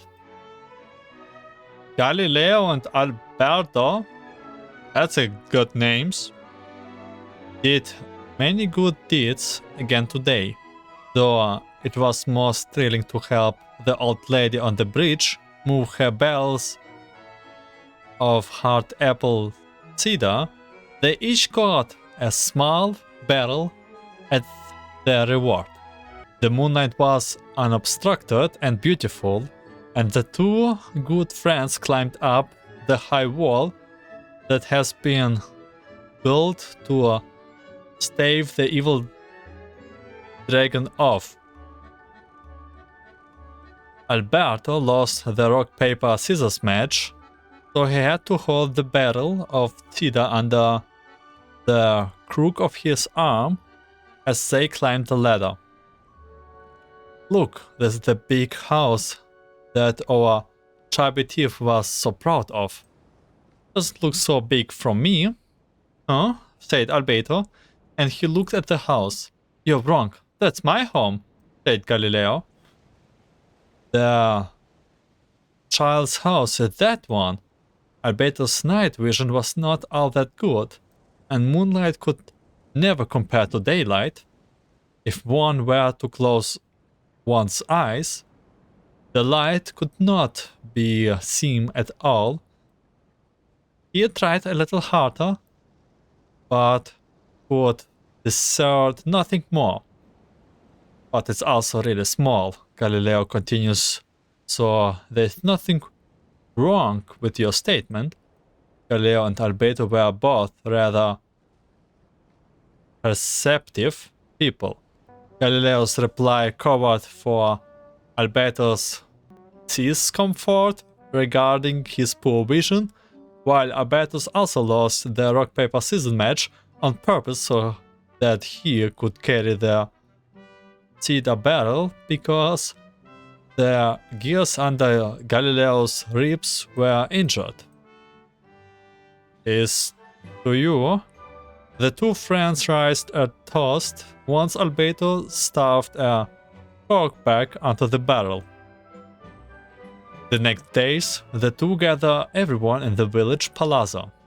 First, they apologized to the collapse of the anti-dragon wall and told all the people they were preparing to have a talk with the evil dragon. I know it was a lot of work to everyone to fix that wall, but we are not that fused about it anyway, the chief said. But are you sure you are not bragging when you say you knocked it down yourself? Of course, it was not the chief's point. He too was a good person. He continued, also it's too dangerous to seek the dragon out. Don't worry about us. And so the two best friends in the whole world departed. The evil dragon trembled before Alberto and Galileo. For some reason, the old lady liquors could make people grow very, very large. That was how they accidentally squashed the high walls the previous night. And they gazed down at the ground below them. They more or less understood how the dragon thought. No wonder it could accidentally destroy the village at its feet. So as long as they could get the dragons to notice people, they could truly come to an understanding. The two friends thus drank all the remaining magic cider, becoming even larger than the dragon by a good margin. Drinking of alcohol by sandwiched the dragon between them, and drunkenly tried reassuming with it. The dragon. Why this part are like mask? What's going on here? Reveled up in terror. All of it mysteriously and fell aura forever gone. Mysteriously? Mysterious? Forever gone, indeed. It even looked kind of pitiful. Alberto attempted to pick dirt off the scales on the dragon's back, but would pick off an entire scale. The dragon sought to flee, but Galileo, hearing that the crisis might persist for 10,000 years more if the misunderstanding was not cleaned up, took its tail and dragged it right back. To be honest, we will always live under your feet, but we were far too small, so you may not have ever seen us. No, we have transformed and become big, Galileo said. So now surely you must know that we dwell at your feet. The dragon nodded repeatedly, and thus did the two and the dragon chat all night and believe the goal of mutual understanding achieved. The two set off along the road home. The signature. So it's true. Empathy is one of the founding virtues of Constellation Metropole, too. Just as we suspected, all three are the truth. Okay. Well, this is a lot to process. I feel a little empty inside. Yes, we found the truth, but there's too much truth. I get you. It's like in Inazuma, when there were only 6 books in the Mirage Warrior series, it was really popular. But by the time book number 88 came out, nobody wanted to read it. They'd all lost interest. A brief moment of joy is drowned out by a growing feeling of melancholy. But perhaps there is a glimmer of hope to be found too? Anyone? Anyone? All right, I'll say it. How is it the case that these 3 versions of history can all be true at once? That's exactly what Paimon was wondering, but Boborano kind of already explained it away earlier. So Paimon was worried she'd look stupid for asking the question. It's not a stupid question at all, my dear little pixie. While I did postulate that different truths may coexist, there is an issue when it comes to these 3 truths in particular. The problem is, all 3 truths are the history of the exact same thing, namely the dragon and the Metropole's origins. Yet all 3 bear the signature, showing that they're genuine.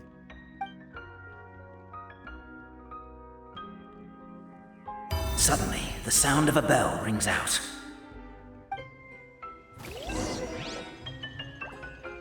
The bell! It rang once! What does that mean again? Ah, yes! Highest level of emergency!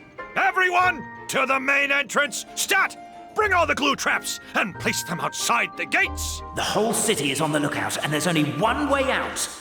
It's the path right in front of you. What? Those a giant guard? Why'd they ring the bell anyway? Also, why is 1 ring the highest level of emergency? Obviously because you have to respond fast when it's an emergency. It'd be a bit too late if they waited till the 99th ring. I guess it makes sense.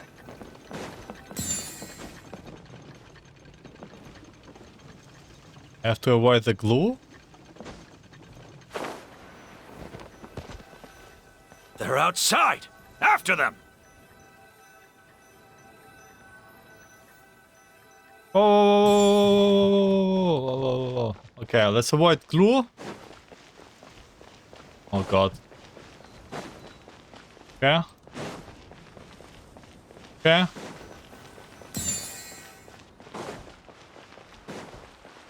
Careful.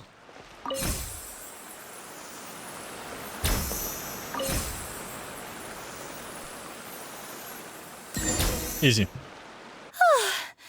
We made it out. Don't know if we'll still be needing this clockwork key, but I yoinked it out before we ran, just in case. Okay, but back to the truth problem. There are 3 conflicting versions of the truth, and somehow they're all still true. What is that supposed to mean? I don't know. I doubt anyone here in Simulanka can make sense of it. All we do know is that any manuscript bearing her signature has to be valid. Well, she is the goddess of fate, the creator of all this. And all these manuscripts are her grand design. The reason we argued about who was right was that we didn't know enough about the truth of the past. But now we have the truth. So we just have to accept it. As surely as we will follow the clockwork path designed for us, so is this the course that history has taken. It is clear and incontrovertible. We will never argue again. Thank you all. Is that all there is to it? Is this where the decision made at the first crossroads of destiny has led us to? A pointlessly happy ending? Overthinking it would be equally pointless. Well, that's enough for one day. Time to take a break.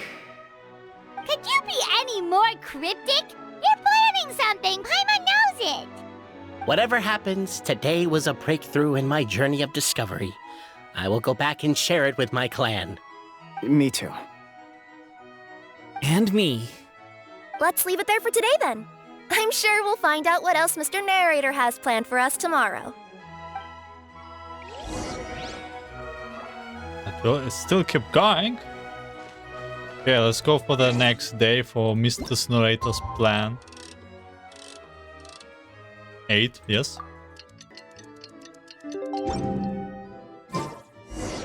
What a beautiful day, thought the traveller before he was overcome by a creeping sense of foreboding. The voice in his head grew louder. Must go to Pendulum Lane. Okay. Pendulum Lane is just up ahead. Something must have happened here after all. Everyone's crowded around. Sure. Pendulum Lane. Oh my god, this is terrible! I don't understand. The 3 great clans of Constellation Metropole have finally made peace with each other. Who could have done this? What happened? Oh no, someone's lying on the ground. Cappe! How did this happen? Cappe, you idiot! Wake up! You need to revise your last words or everyone's gonna start suspecting me! Last words? What did he say? If I wind up dead one day, the murderer was Boberano. Ugh, you could have at least pretended to not remember it. I'm sorry, Boberano, but this is an interrogation. I have to give the detective straight answers. Don't worry, Boberano. I don't consider you a suspect, nor do I have the authority to charge anyone with a crime. So, are you the last people to have had contact with him? Wait, how do you even... What's that? What? Yes? My sincere condolences. You were travel companions, right? It's a real tragedy. I'm afraid he'll be out cold for another hour and a half, at least. Huh? Yeah, I know. It's despicable. Hitting someone in the back of the head is the second worst act of cruelty there is. The first being replacing their gear oil with extra strong glue. So, Cappe's not dead? His gears, metal frame and shell are all still in excellent condition. It's just his energy supply that's been all messed up. Wait.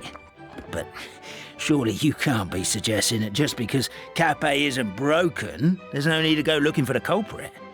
No! There's a need! Huge need! Unfortunately, this is rapidly turning into a cold case. There's no evidence and no witnesses. Unless there's an official clockwork pedestal, the goddess of prophecy around here somewhere. Excuse me. Then suddenly the long-lost dragon of old flew across the sky. Where? I didn't see anything. Wait, why can't I move? Oh, my mistake. It was just a cloud.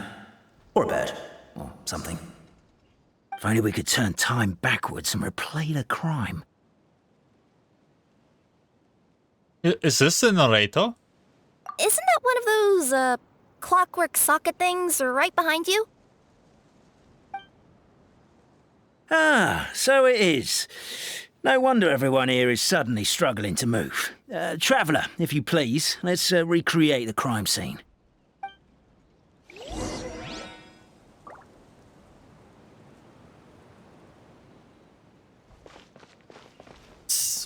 Yeah, I have so many questions. Kirara? Any idea? Okay, I just have to hit it, oh? Right?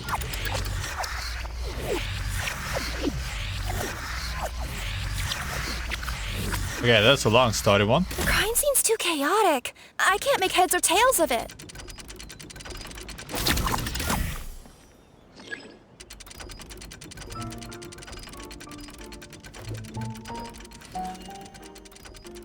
Okay, nothing bad happening. They meet together. They wave at each other.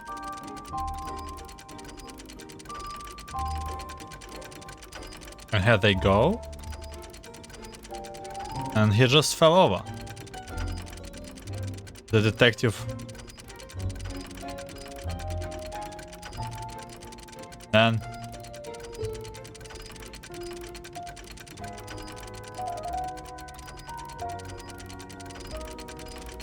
just simply fell over by himself, isn't it? Well, that clears it up. Cappe was walking along the street, and he suddenly collapsed. He was faking it. What? So case closed? Aren't you supposed to investigate a little more first? Well, we literally replayed the crime scene and saw it with our own eyes. There's no need for any evidence gathering or powers of deduction now. And besides, maybe the truth is inherently strange by nature. Like how Constellation Metropole has 3 histories, each of which is the truth. But didn't you say Cappe was struck in the back of the head and knocked unconscious? For all I know, he could have bashed his head against the toilet bowl before leaving the house, then walked here in a daze before finally passing out. As for why he might have done that, my guess is...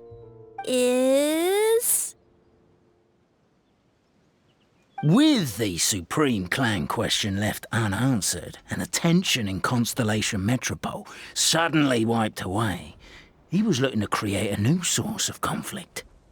Only then would the city feel alive again. Do we really think he's capable of that, though?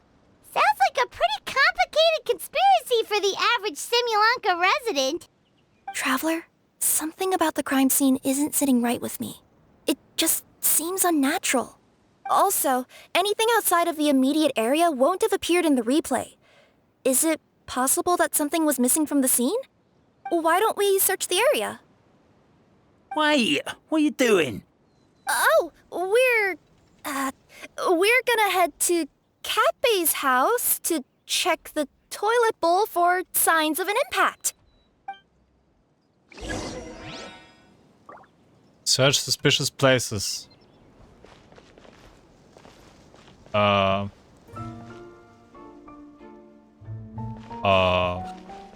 Okay, here, Kerara first. Top owner? You're not from these parts, are you? Yep, that's right. Why? What's up? Ah, well, I was gonna offer you a great job in the Titanium mines. A safe and secure working environment. Doesn't sound very safe. At least not as safe as being a courier. To keep the titanium ore intact, we use specially designed pickaxes that can't cut through it. Even if you struck a person with it, it wouldn't so much as leave a scratch. And in terms of labor intensity, the work has been rated as Class 2 physical labor by a reputable organization. Even cats can do it.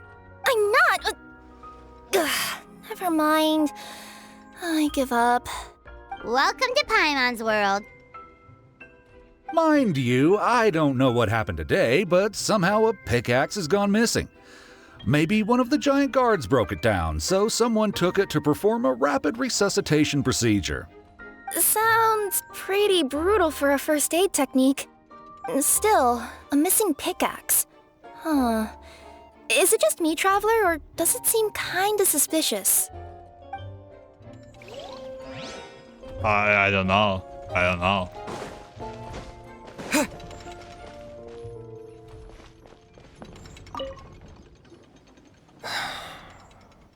Come here.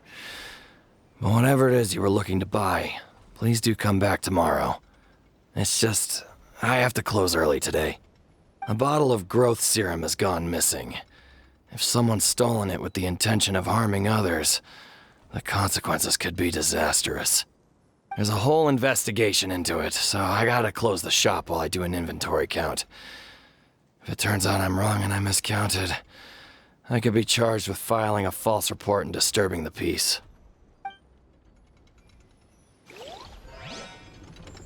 Okay, a bottle went missing. That's more suspicious, by There's the way. a strange potion bottle here. Looks so weird. Let's take it. Secret elixir. What? Hello there. Have you seen my spear by any chance? Someone was shouting about a dragon a minute ago, and I instinctively threw it into the sky. Yeah,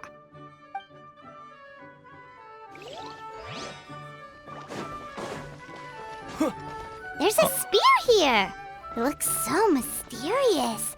Let's take it. Oh, the spear. Elegant.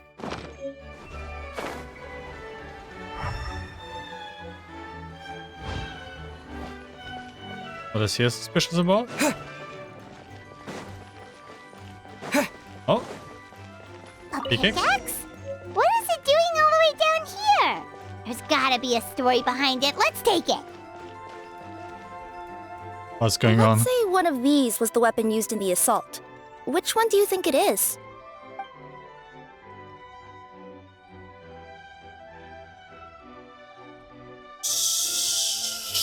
Spear?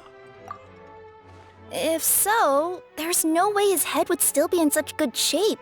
He'd have a big dent in the back. And if the guard is to be believed, he had the spear in his possession right up until that guy shouted about the dragon. Let's say one of these was the weapon used in the assault. Which one do you think it is? Okay, then the growth serum, because it's not a weapon. Let me guess.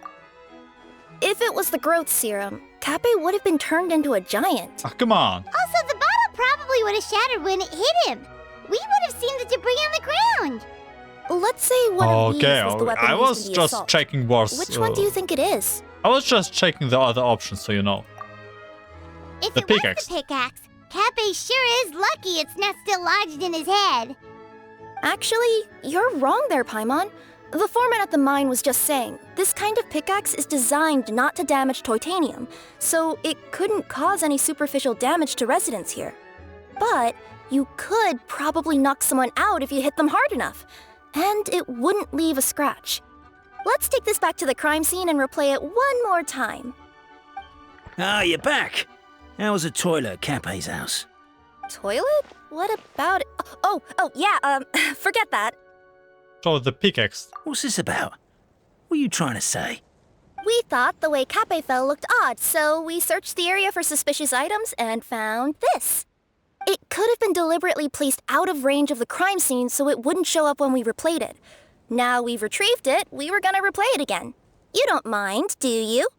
Oh, I just remembered I forgot to turn off the clockwork switch in my kitchen. Yeah, I think I'll just, Oh, no, you stay right there. Uh-oh. Someone will get caught in what is it? Resolution 2K? We should be good now.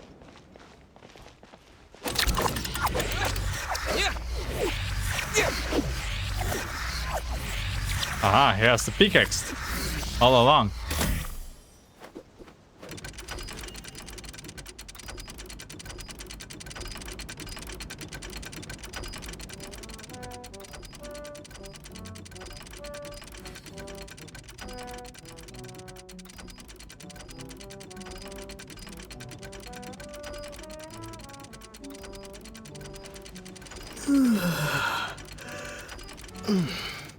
Wow, why did you even throw it like this?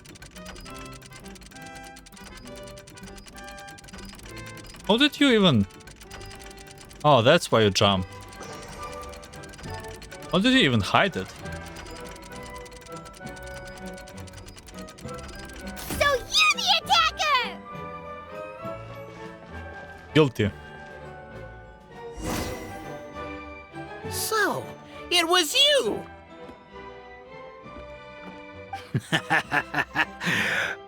I would congratulate you for cracking the case, but since I did such an abysmal job of covering my tracks, didn't exactly have your work cut out for you. So, all I can say is... Catch me if you can!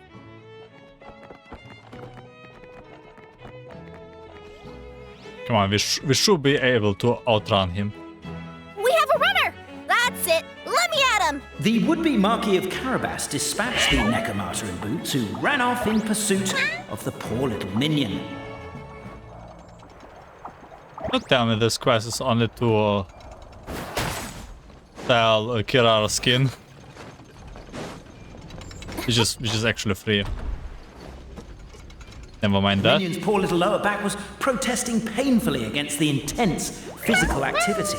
he decided to take the elevator, giving him a moment to catch his breath. Really? His lower back asked. But the minion had no other choice. He resolved to make the jump down. Wait, why is it detective a set of narrators By this point, detective? the Necomata in boots was gasping for air. The minion was puffing and puffing, even more loudly. But we'll ignore that. I'm not! Don't underestimate the gold-level courier of the Komania Express! How? A characteristically catty response from the Necomata. Tell me, what do you hope to gain from bullying me? I get to let off some steam!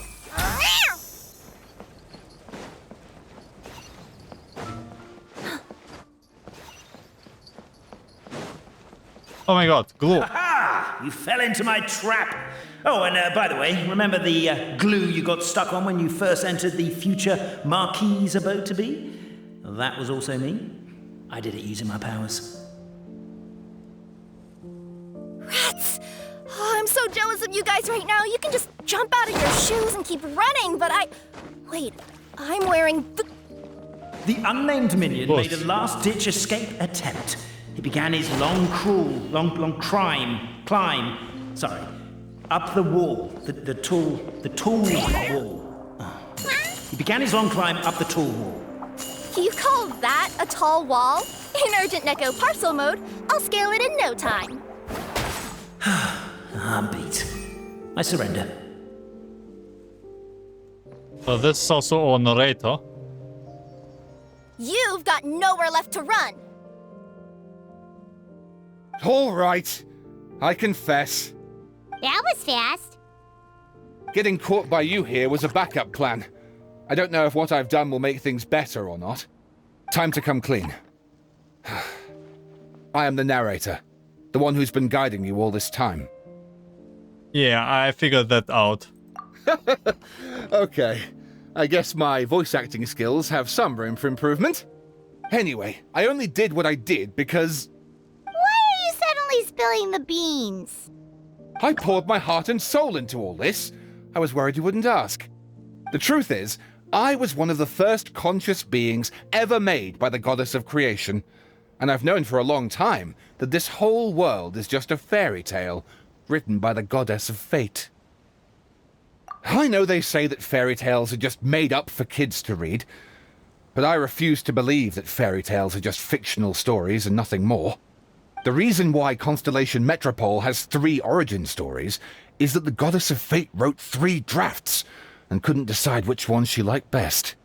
Then her cat trod all over them, and they all got crumpled together, so the 3 worlds just sort of folded into one.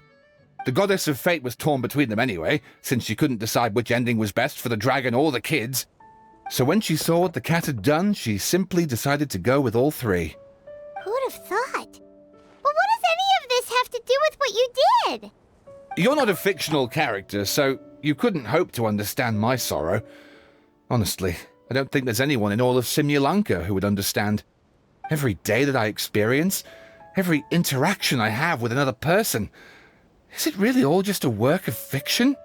The only reason the 3 great clans wanted to find out the truth was for the pointless task of electing the supreme clan. I thought that once they'd learned the truth, it might make them curious enough to investigate further. But as it turned out, they just accepted it and carried on living the same old lives. I have to motivate them to keep looking for answers now that they think they've learned the truth. I have to make them uncomfortable with the superficial explanation that they took at face value. And I have to figure out, once and for all, while you real people from the outside world are still here, are we real? Aww. That's my full confession. Time for you to take me back. I'm guessing I'll probably be forced to make a public apology, then sentenced to half a day in solitary confinement. I definitely deserve half a day. Oh, also, pass this message on to Cape, Bobarano, and Albizzi, if you could. The Great Clockwork Key was originally put in place jointly by the ancestors of the 3 clans. If the 3 of them had any ability to cooperate whatsoever, they'd have been able to remove it by themselves. Over all these years, not once have they ever tried removing it together. Oh, my poor child. There's one thing you've been mistaken about this whole time.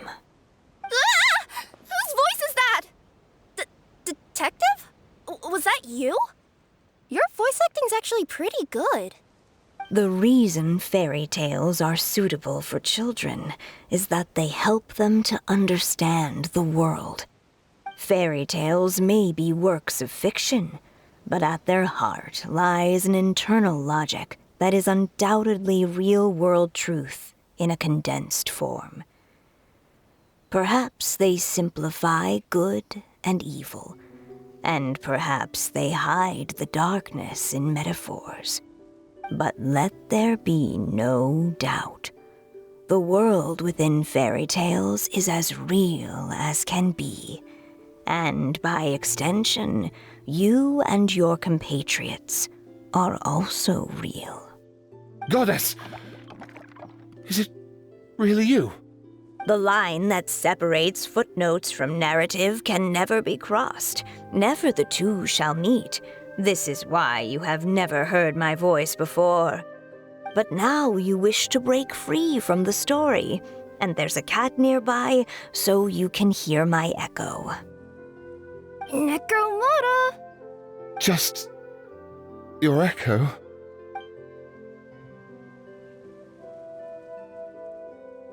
Oh, poor detective. So, we are a part of the real world too. You lead the surrendered detective back to Cuphead. So we need a shot for the crime scene for evidence, a mark shot for the suspect for the records, and a photo of the heroes for posterity.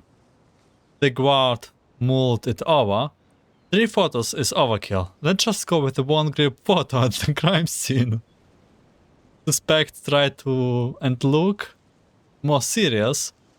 Heroes more natural please. Happy smiles, but no smiling from their victim or their friends and family. Thank you. No. Don't get up. Stay on the ground. We need to capture the crime scene as it is. 3, 2, 1. Say cheese.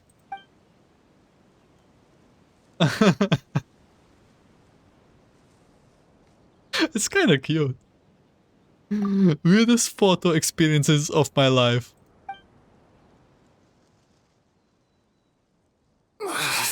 My head's spinning. Albizzi just gave me a quick rundown of the situation. So you caught the detective? Sorta. We chased him until he surrendered. Oh, and he asked us to pass on a message. You tell the other 3 about what happened. And that they could have removed the Great Coco. Does he really think we didn't try that? 'Cause we did! After 6 months in that place! That was my bad. I thought it was a stupid idea at the time, so I didn't really exert myself. I also sort of stopped trying after 3 years. You! Never mind. I'm partly to blame as well. On the second attempt, I just hugged the key and pretended like I was pulling as hard as I could. You guys are so lazy. My granny's neighbor's pet cat has nothing on you, and it spends all day, every day sunbathing. Anyway, you said you heard the voice of the Goddess of Fate at the end? That's amazing. There is a world beyond our own after all. What would you guys say to taking a trip to the outside world sometime? Otherwise, I got bashed in the back of the head for nothing. Depends. Do either of you know how to get there? But yes, I agree we should go. And not invite the detective, just to annoy him. But maybe the reason we've never worried about whether we're real or not is that, unlike him, we weren't there to witness the creation of this world. We've never had any reason to doubt that we're real. If someone ever convinced me that these delightful dimwits, Cape and Albizzi, weren't real, I'd be devastated.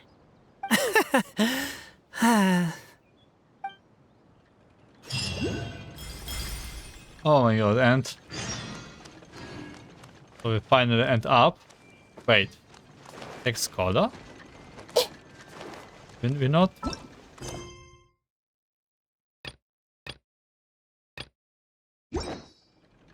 We're not done? Wait until 2 days? Let's do it.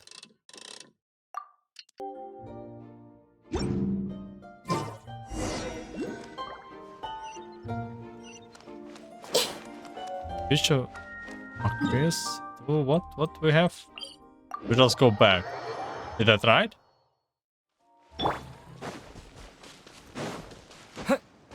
About to be due, return the great clockwork key. Oh, so okay, let's just return it. Cool.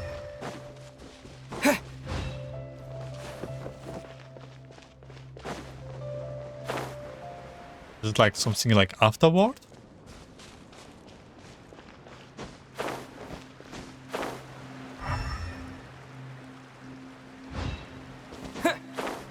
Couldn't read the original story, like the start here.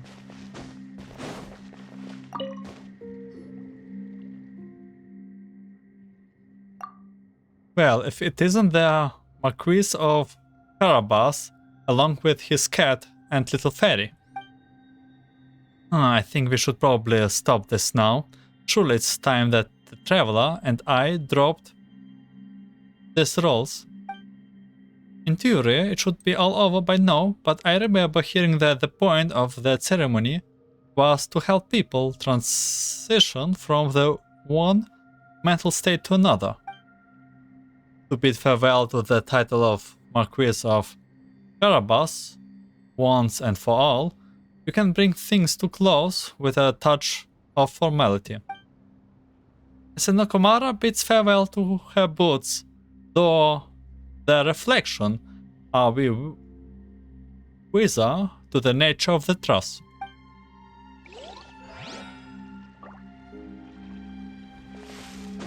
Okay. Bring this back.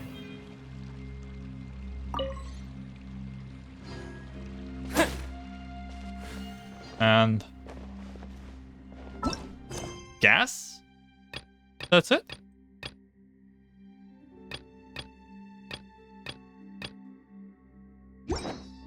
So that is for the part 3.